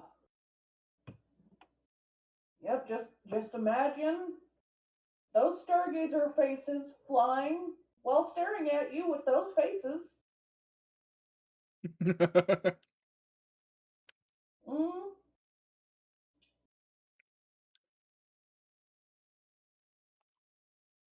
Well, this image just makes them look derpy.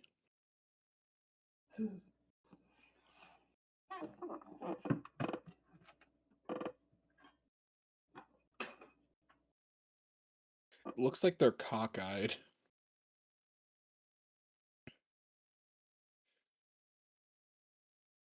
Oh my goodness.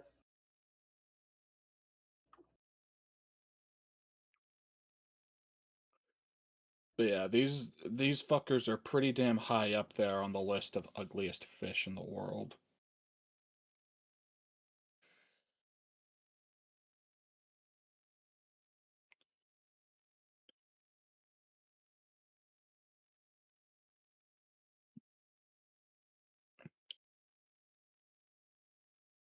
See, I'm trying to remember, are these guys... I feel like I remember these guys being in the same, like, uh, classification as, um, monkfish, but I think I'm actually wrong. They're pretty closely related to the false scorpion fishes, which the stonefish is basically the largest and most dangerous scorpion fish. I did not know that. That is nifty.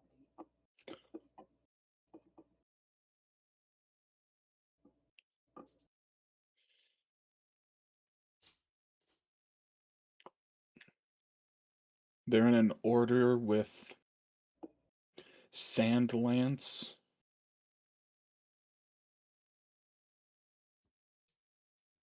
sand perches. Oh my god!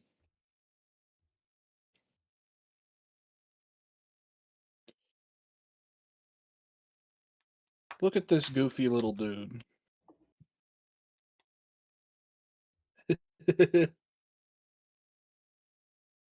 That's a speckled sand perch.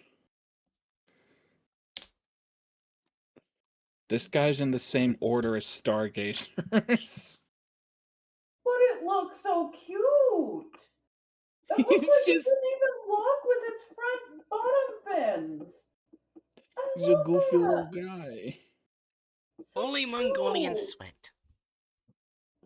What?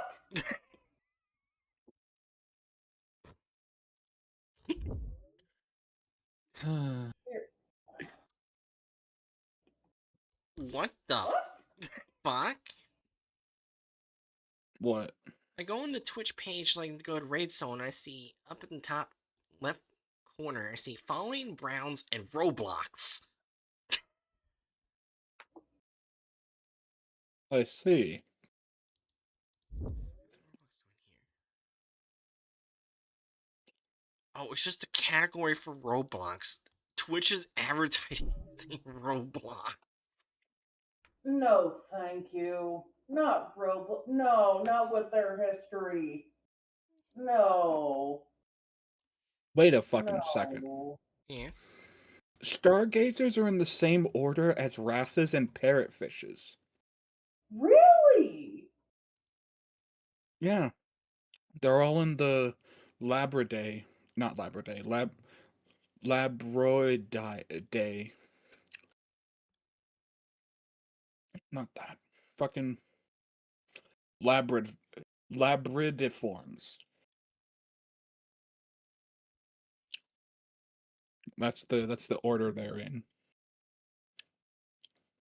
And the labridiforms Wikipedia article is kind of funny because you go on it and the two fish that they decided to represent this order of fish is a cuckoo wrasse, which is a very pretty little wrasse, and a side profile of the fucking stargazer.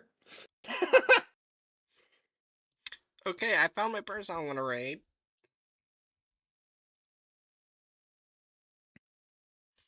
Mainly because of their name. Why? What's their name? Toy Jesus. Nice. Apparently, their description is libertarian and low quality Jesus. Politics, gamers, like politics, games, and anime. I'd say don't rate them. Never mind. Libertarian. I don't think I know much about libertarians. They're effectively. It's most commonly used by like pseudo freedom loving right wingers that are like commonly the types that will uh rabidly support like genuine slavery. Ow. It's generally like a very toxic subset of political positions. But anyway, yeah, these two images are the two images that Wikipedia has decided to represent libridiforms with.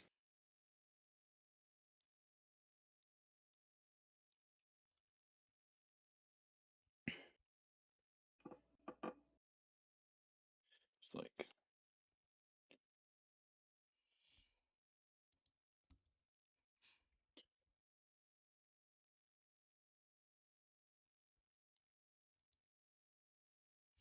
Oh yeah, I forgot to say this one thing. There was one person on my night shift who didn't believe at all that I was autistic.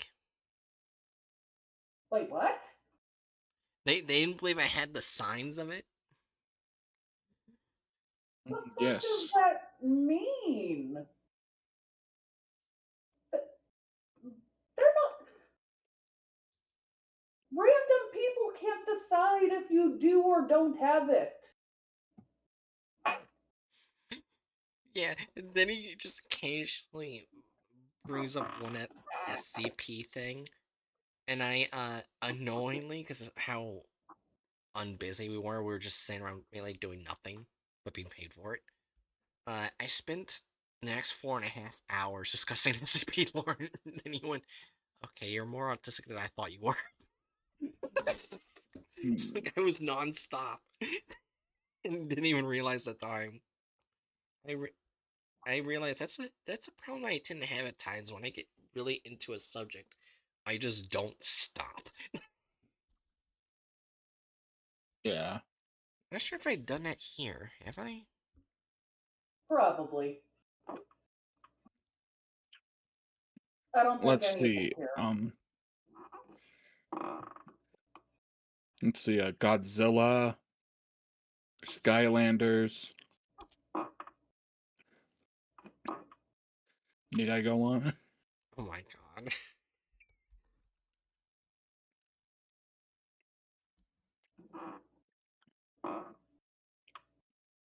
But yeah, granted, like libertarian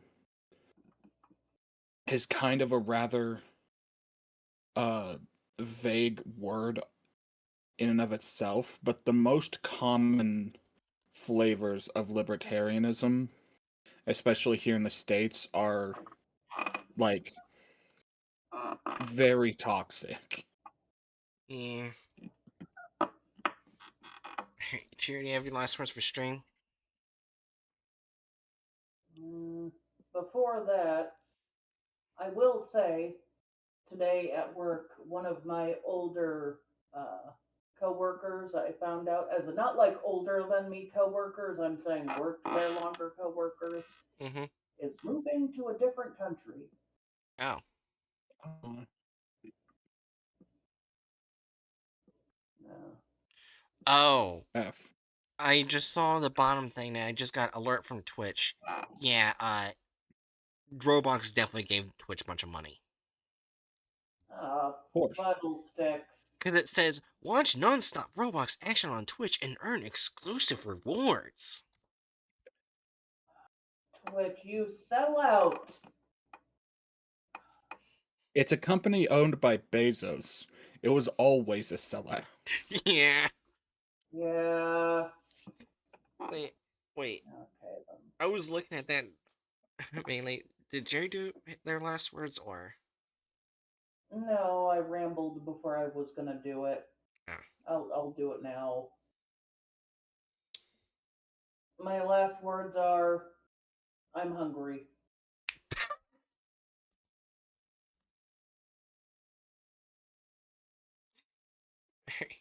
Hatchet last words. Go.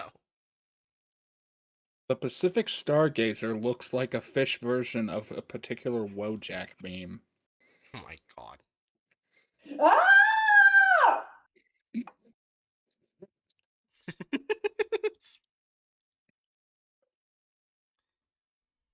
Let me get the hunting Wojak. Waiting. Here, look at that fish, and then the Wojak.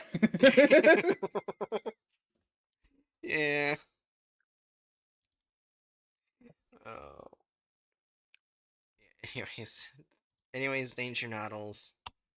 Random this random person. I don't know who the fuck they are. But anyways. anyways.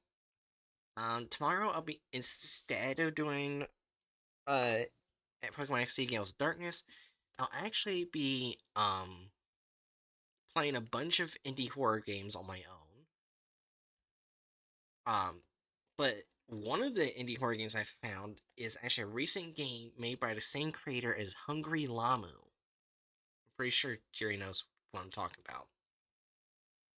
Yeah. And yeah, and that game is just as disturbing as Lamu, from what I've seen. Oh no. Yeah. So yeah, and as for Sunday, I'll be doing a VTuber collab. It's been a while, but we finally managed to get time for one. Anyways, yeah, I will see you guys then, and I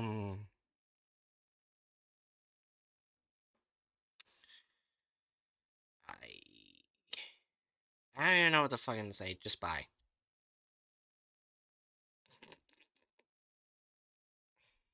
No.